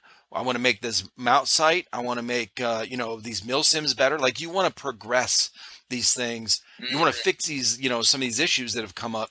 Yes. And been an issue, like what we were talking about earlier with mill sim stuff and the check-in and all that kind of stuff. But I kind of found my place recently in this, and my passion is kind of connecting people.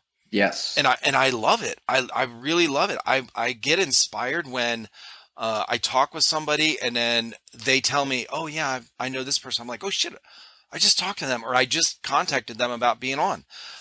And then I get really excited when somebody, this is their first time being on a podcast, and they get excited about it and a little nervous, and they're like, oh, I hope the guy I talked with last night, he texted me right before and was like, hey, I got to set up. I got my whole room set up. I got home from work and I took an hour and set up my whole background and cleaned up or whatever. Tonight. I almost set up a black, and then I was like, what am I doing? Oh yeah. Oh, it looks good anyway, man. You got books. It's the office. Like, that's it. The 3D printer back there and stuff. But anyway, right. You were saying. But yeah, so I like to see that. I like being inspired, and so I like to inspire people.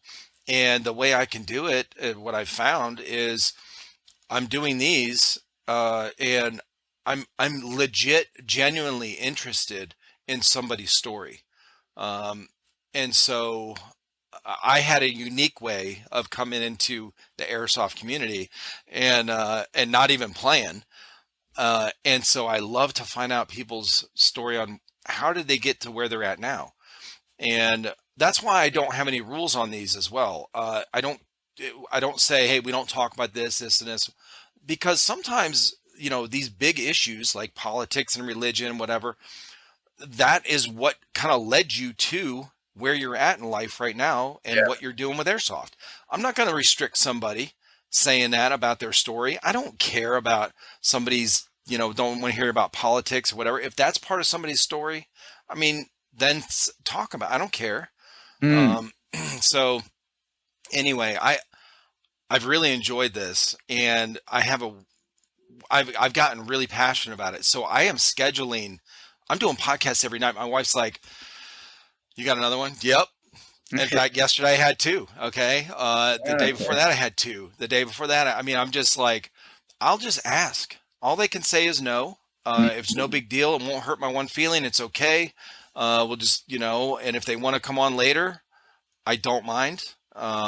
It's like you're creating a network that I've been seeing. Like I said, I see it out in the field of, I saw him on the TriFecta. Oh yeah, he's a cool guy. Like, it seems to be intertwining a lot of the community together, which is cool to see. And, it makes me think about nobody else is really doing that. You're really the only one that I follow that does these podcasts.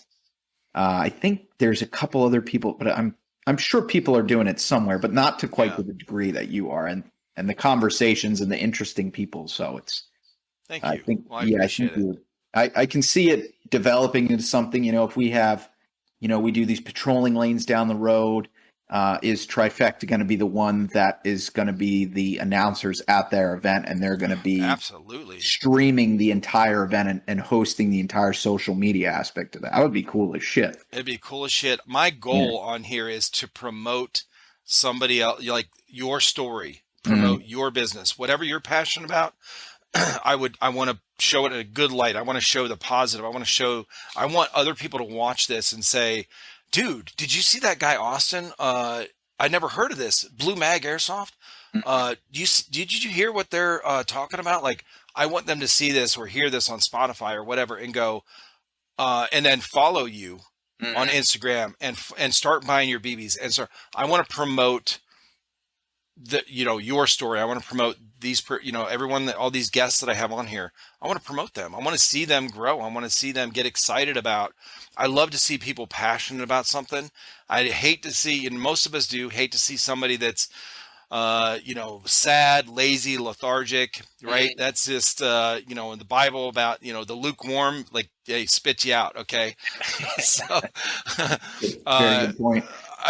Dude, nobody likes that, bro. Yeah. It's kind of sad. It's like you get that icky feeling like, bro, I want to be around somebody, even if they're crazy, I don't care. But they're passionate about something. Even if they're talking like these huge dreams, like I can imagine people talking with you like, man, what are you talking about making your own BBs in America? Like, what the fuck, dude? You're not going to do that. It can't be done. It's more like I'll talk to people about it, and then they'll go, "Oh yeah, well, I don't think it can be done." And I've got several emails that I've saved, and I've saved the screenshots and conversations, so down the road we can just funnel those out. Dude, it's motivation. Yeah, it is. Every time someone's like, "Oh yeah, we tried that. It's not going to happen." I can't tell you how many times I've heard that, and I'm like, right, all right. Like, I mean, I have them at home. Like, I've done it. Nobody else has. At least, I'm not going to toot my own horn, but I don't know anyone that's making their own damn BBs. No.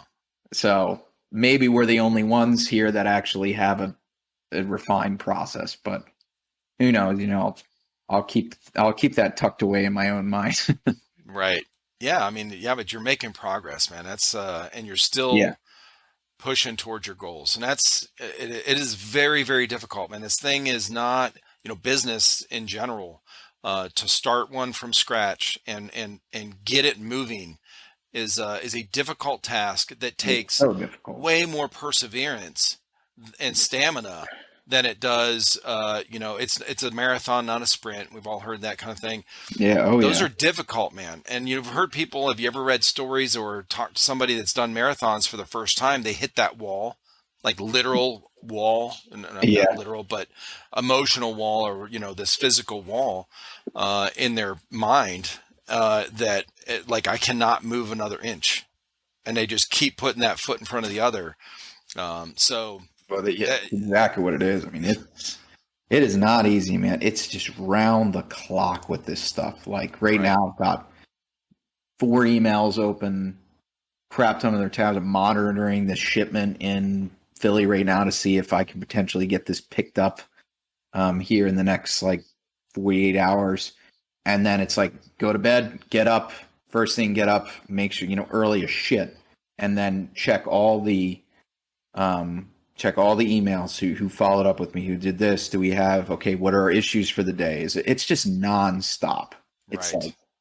And then, I had to accept that at one point that this is it. Like, it only gets busier and harder from here. That old saying, yesterday was the only easy day. Yeah, that's very true. So and you guys are still going to all these events, man. Yeah, that's holy shit. I just don't stop, and it's a break for me. I'll be honest. When I hand over the entire operation to people, I'm like, just run this over the weekend. I'm going to go have fun, and it's a break for me to just connect with people and play airsoft and just get lost in that world. It's like, it really disconnects me from stuff. It's like a break. Filming gets annoying here and there, but sure. It's like, it completely detaches me from reality, and I'm like, all right, I'm gonna chill out here. I'm not sprinting anywhere. I'm not running. I'm gonna just do my thing. And I've moved more into a designated marksmanship role, which now is cool because some fields and events now are making that they're saying, okay, here's the rifleman limit, 400 FPS, whatever. Now they're like, okay, designated marksman, 450 FPS. It's like, okay. So now, if you have a rifle that's chambered in 7.62, and for me, I have a Scar H. So it's a big honking 7.62 round. Yep. So I'm allowed to play as a designated marksman. So I get to go all the way up to 450 FPS. I mean, I can hit people 250, reaching out. Oh my gosh, it's amazing. So I just find a nice spot, hunker down, and just pick people off. It's extremely enjoyable. I've seen a lot of your shorts you've been putting on YouTube lately, and they're like that. And I was like, I wonder if he's doing a lot of sniping now. Yeah, that's when I'm sniping is that's a different breed. We talked about that recon and stuff, but I Yeah. typically, the marksmanship role allows me to stay in a leadership role while also, Gotcha.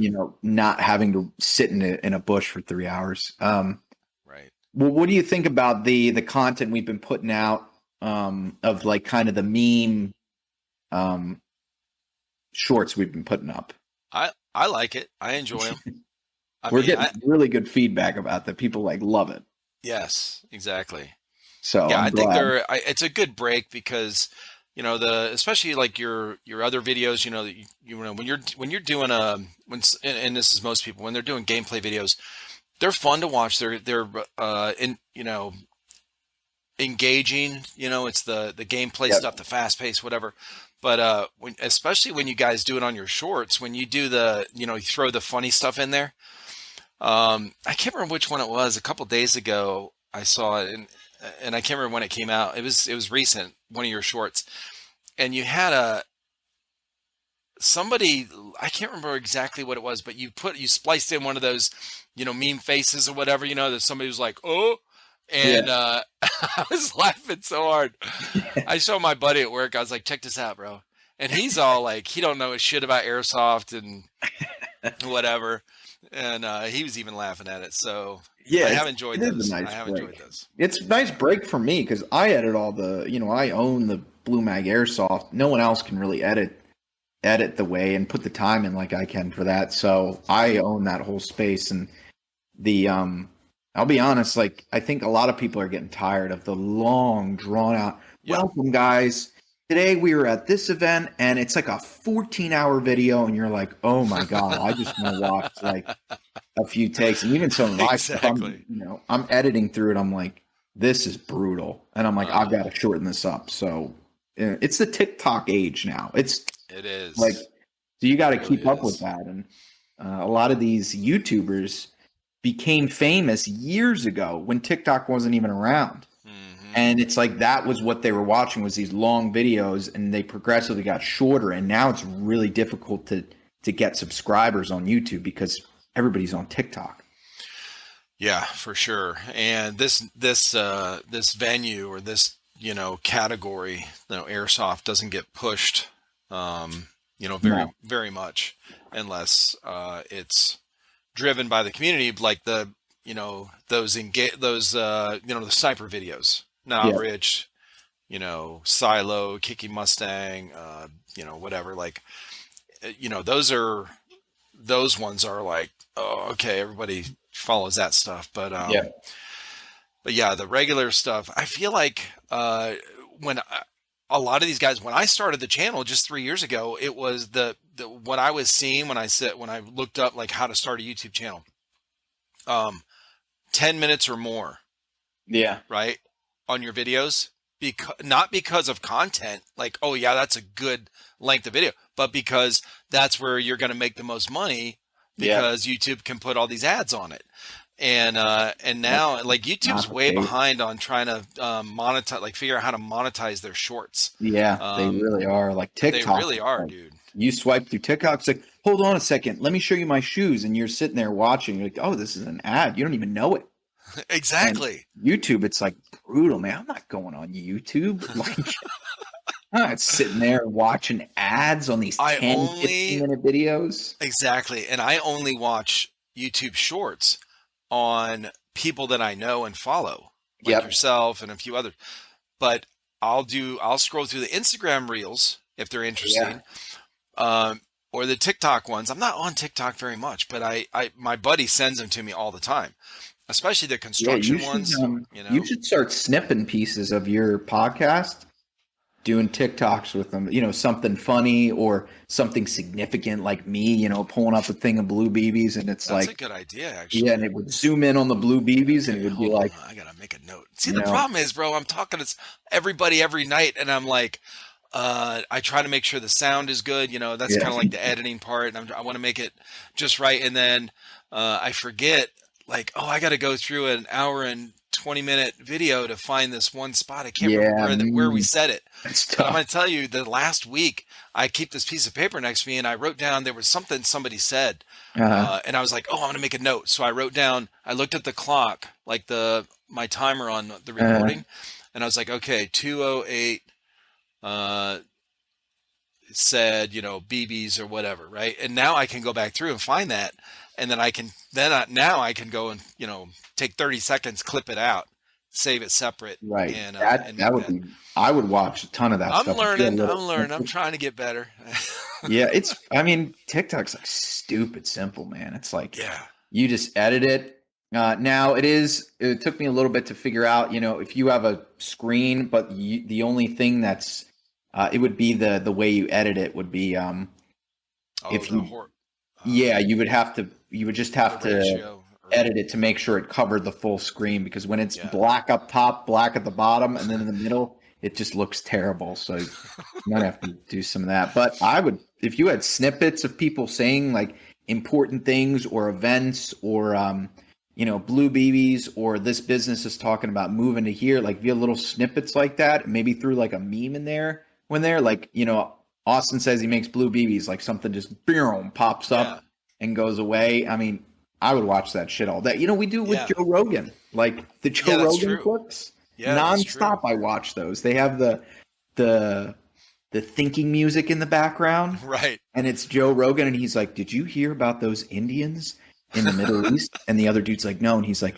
"They eat their feet," and they just say something crazy, and it's got weird music in the background. I sit there, I'm like, "That's so my God. interesting." Like, That you know is what I'm funny. talking about? Right. Like, if Oh you yeah. could, a little snippet, that would be like That's a good idea. hysterical. Yeah. Yeah, see, I'm so far behind with this shit, bro. I just learned how to edit shit on my phone, like 3 weeks ago. Okay. So, You should, are you using any software on your desktop? yeah, I use Okay. editing software, and then that's really simple. And then I started using it on my phone. I started using this thing called Splice. Oh yeah. Yeah. Fucking fast, easy. Oh, it's nice. It's Yeah. really good. You probably could make like some real easy shorts. You probably just have to splice in between, pull that out. Yeah. And that would be like genius. And my phone's faster than my computer, so Oh, yeah, that's a good point. I need to upgrade, man. I need to upgrade. Well, that's what I did. The first thing I think I bought when I started this business was like, we need a good computer. Like, Yeah. so I spent good money on these 3 monitors here. Like, it moves like lightning. That's good. So it was well worth the investment. Like, Yeah, holy for hell. sure. But hey, I'm running out of time here. Yeah. Um, Well, I is wanted there any? to let you keep talking. I didn't know what other topics you wanted to go over, but did you get them all? What's that? We had events, we had updates for BlueMag, where we're seeing ourselves in the future. We talked about TriFecta, where that's kind of evolved to, which it sounds like you're really kind of the link, the network to really connect people. And I wonder if you could further take that, further somehow with a website where there's people that you could somehow connect, kind of like a social network for airsoft. Because I'll be honest, I've thought about it. It's really annoying on Facebook and Instagram. You're almost scared to get banned now. You're like, if you post the wrong thing, we touched on this earlier, but if we had, I'm on Truth Social now. There's no airsoft presence at all. There's literally nobody on Truth Social, but on Truth Social, I don't get banned. Like, they don't care. It's all guns and, Trump and blah, blah, blah. And it's like, I don't care what your political affiliation is. Right. It's nice on that platform because I don't have to worry about a damn thing. No shit. Okay. So if there was like some kind of network like that people could all hop onto an airsoft and not have to worry about getting banned or shadow banned, and we could all share our content in some way, you could work in a monetization policy where people, me as an airsofter or as a small business owner, I would pay money to monetize like, TriFecta network. And then I could put BlueMag ads up and pay people to put them up, or just pay the website. I would totally do that. There's, on Instagram, it's not going to get approved. I've put in over like 10 ads. They've all been denied because it's like violent. I'm like, what the hell, man? My when I pull up my Instagram, it says you. The funny thing is, it says on my page, on my profile, your account is not able to whatever boost or whatever it's called. Okay, and then it'll tell me. Let's see, where is it? But then when I post something, it'll show up down, as I'm scrolling through, it'll in my feed or whatever, it'll show give me the option to boost it. So there'll be the highlighted boost button. I'll click on it just to fuck around because I already know it's going to say no. And then I can't even get through the process, and it says, your account is not able to boost or whatever. I'm like, okay, bro. Yeah, it's not even worth it. What are you doing? What's you have this website called, I think it's called C3 airsoftc3.com. If you've ever been there, it's kind of like their attempt to pull the airsoft community together, but they're failing dramatically. Like, this website's been around for a while and it's not up to date. Most of the fields on here don't even exist anymore. It's slow, it's sloppy. And they have a field map on here, which is kind of cool, but again, it's not up to date. But I think if somebody did that right, where they really had like a nice social media presence that worked right, it was smooth, people could post shorts and stuff, man, that would be like every airsoft. And there's like over, I think, airsoft's like a $3 billion industry. So there's a lot of people that are in it that are looking to get plugged into that. I think that would be really cool. Yeah, I've seen. That's a good idea. I really have not thought of that. That's the first time. You would be the one to do it. You've got the podcast rolling. You could roll all that into a as website. You're talking, yeah, for real. Well, I have a website. I pay for all these features on our website that I don't even use. Because I don't know I don't know what to do with it. So I've actually had Solana coin. I had one of our guys, one of our viewers who is really smart, young guy, create, I don't know, 1 billion or whatever, 700 million or whatever, like Solana coin for that is TriFecta coin. That's registered with us. So I paid him, whatever to do that. And then I was like, but so now what do I do with it? And he's like, I don't know. You asked me to make it. I said, I know. I don't know what to do with it. I don't know how to use it. So I have it sitting here for like 6 months now in my wallet. I don't know. I'm trying to implement or come up with an idea to implement it on our website, maybe as an incentive to maybe when people do certain things through our website, or maybe I don't know, like a rewards program, loyalty rewards program. Interesting. I don't know. I don't know what to do with it. But what I'm finding is, as you're talking, I'm thinking, oh yeah, I talked to this person to be good at that. And I talked with this, like I know a shit ton of people now that would be good at web design, at crypto, whatever to do with if you stuff. rub crypto into there, people would go crazy. I mean, if you, most airsofters will do it for free. Like they don't really care about money. They're more just like in it for the community. And I think a scrolling platform, an app would be nice that you could just scroll through and it would be like Instagram or TikTok, and it would just have all your airsoft stuff on there. And that way all the airsoft community could come on there. We wouldn't have to worry about getting banned anymore. Like this shit has got to stop. And then I know I've seen so many people recently create second accounts, backup accounts. Yeah, that's what we have. We have a backup account now. It's ridiculous. So something like that would just be like awesome. It wouldn't be that difficult. I mean, you would have to do a scroll format. You'd have to allow people. Yeah, that would be. I mean, it would be an operation, but man, that would be like. And then if you had all these companies that paid advertisement to put on the app, that would be like. I would do that in a second. That's a good idea. Yeah, that would be really cool. Definitely let me know if you actually want to proceed with that project. I would be I'm pretty good at it. But like my team is like out of this world with this kind of stuff. Yeah. Like they're so good. That's how we have like a vendor page. You know, no one else. There's a couple. You know, Elite Force. They have a big. You know, you log in, you add products to your cart and stuff, but it's nothing like ours. Ours is like very sophisticated. Yeah. You go in there, the BBs you need, you just log in, you add to your cart, you pay, you ship. It's done. It's not like you have to call us. Like, oh hey, what do you need? Oh, let me take your credit card over the phone. Like nobody's doing that anymore. No. We go in there. If you want to call in, yeah, you can call. What do you need? Okay, great. Thanks. Bye. We send you an invoice through your email. You pay for the invoice. Done. Like, it's just stupid simple. So my whole team literally. It's a good setup. Yeah. Oh yeah. I'm very like proud of that website. It's like very well done. It looks good too. Yeah. Yeah. Oh yeah. Especially with the new seasonal pictures. You know, I got a bunch of good people really good at editing photos. And we do a whole new shoot every single season. It's like a whole new feel. It's just awesome. Yeah, I got to get the new season shirt. I got the last one, and I actually bought a couple of them. In fact, I forgot. I gave one to my son, my younger son. So this is like when I first got it. I was like, "Oh, I bought a couple of shirts. Would you like this one?" He's not even on our channel. So I think he's my younger son. He was on a couple of videos like right in the beginning. And so he comes over the other day and he had the BlueMag shirt on. I was like, oh shit, I forgot I gave that to you. He's like, yeah, man, this thing is badass. You know, the back. There's, cool.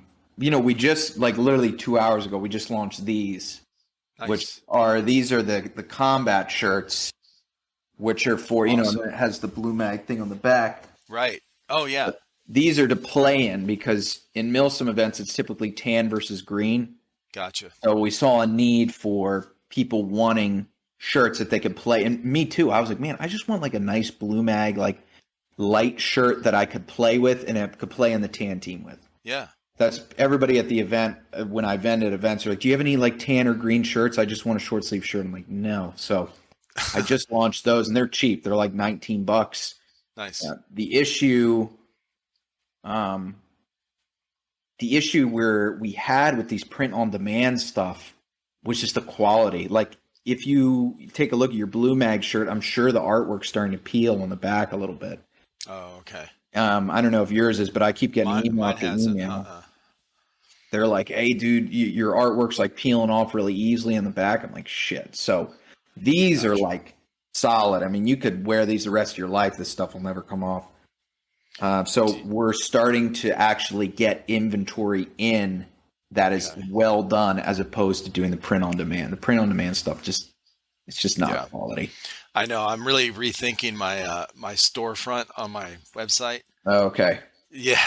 Well, especially after the shorts you ordered took for fucking ever. Oh yeah. Like, where were they coming from? Dude, I don't fucking know. Yeah, that's like print on demand. Some stuff's like this sample shirt. This was 2 weeks ago. I ordered one from the Czech Republic. I'm like, what the hell, man? And it took 2 weeks. And I went, forget this. So I went down the road. I found a local guy. Said, how much do you want for a t-shirt? He's like, $8. I'll do all your design. I'm like, done. And now they're affordable. These are more affordable than the graphic design ones we have because they're print on demand. Those BlueMag t-shirts with the artwork are like $28. Yeah. I'm not paying $28 for a t-shirt.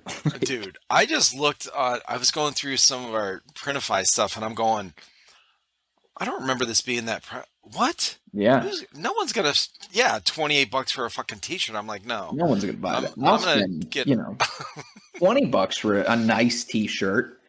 But I won't spend $28. Like, get the hell out of here. Well, because they, I wear them all the time. Like now this one, and then the one, yours.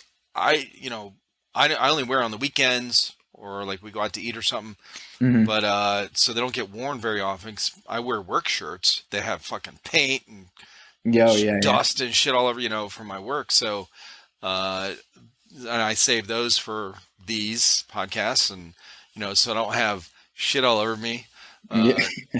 So they don't get worn very often. But so they'll last. But man, if I want to wear something, I'm not going to spend almost $30 for a t-shirt that's going to wear out in 6 months. It's insane. But, so yeah, I looked at our store too. I was like, I'm not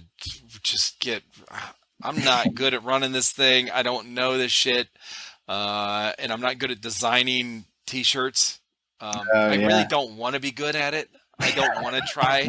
I just, I don't know.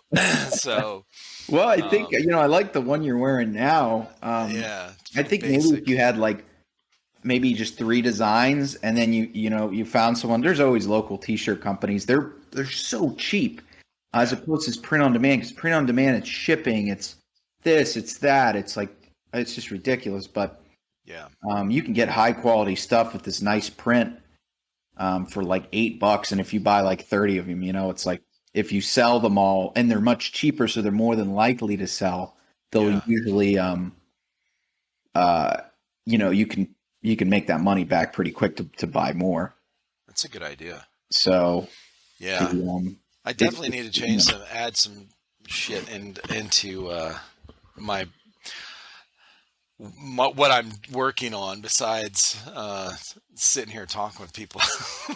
Well, I think what you're doing is the network thing is like, I'm telling you, like everybody I talk to, it's like TriFecta Podcast is kind of like a Joe Rogan of airsoft. It's always like a topic of conversation about who we saw on there and what they're doing and this and that. So I think anything else, or if you were going to do anything else, it would be like something like some social platform where like people integrated in.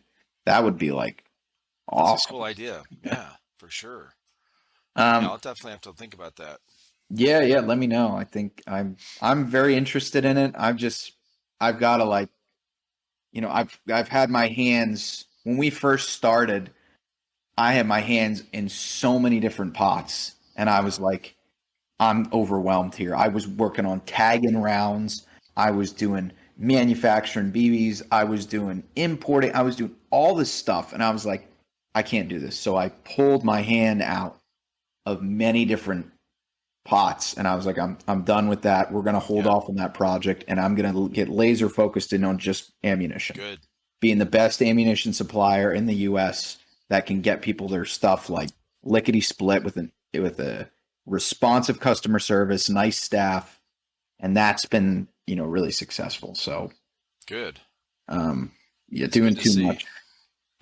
Oh, I know. Well, that was the other thing too. I forgot to mention, when I stopped drinking, it helped me focus. I was all over the fucking place. I was all over the place. I couldn't finish one task. Well, it'll literally prevent your brain from what's the word I'm looking for? It'll prevent your brain from, especially with sleep, from actually going into REM sleep. It's like alcohol binds to serotonin receptors, so it's like you just shut down. No shit. So if you even have a sip of alcohol, you won't get good sleep. Even if you feel well rested, your brain just won't. Wow. You get real drunk and you try and sleep and you wake up and you're like, oh my God, like. So it's just all around just terrible. So I'm glad you're off of it. Yeah. It's been good, man. I'm enjoying it. All right. Well, I think I kind of covered all the stuff I wanted to catch up on with you here. Awesome.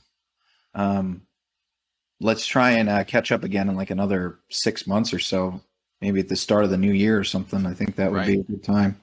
Oh, before we go, so on Veterans Day, which is in November.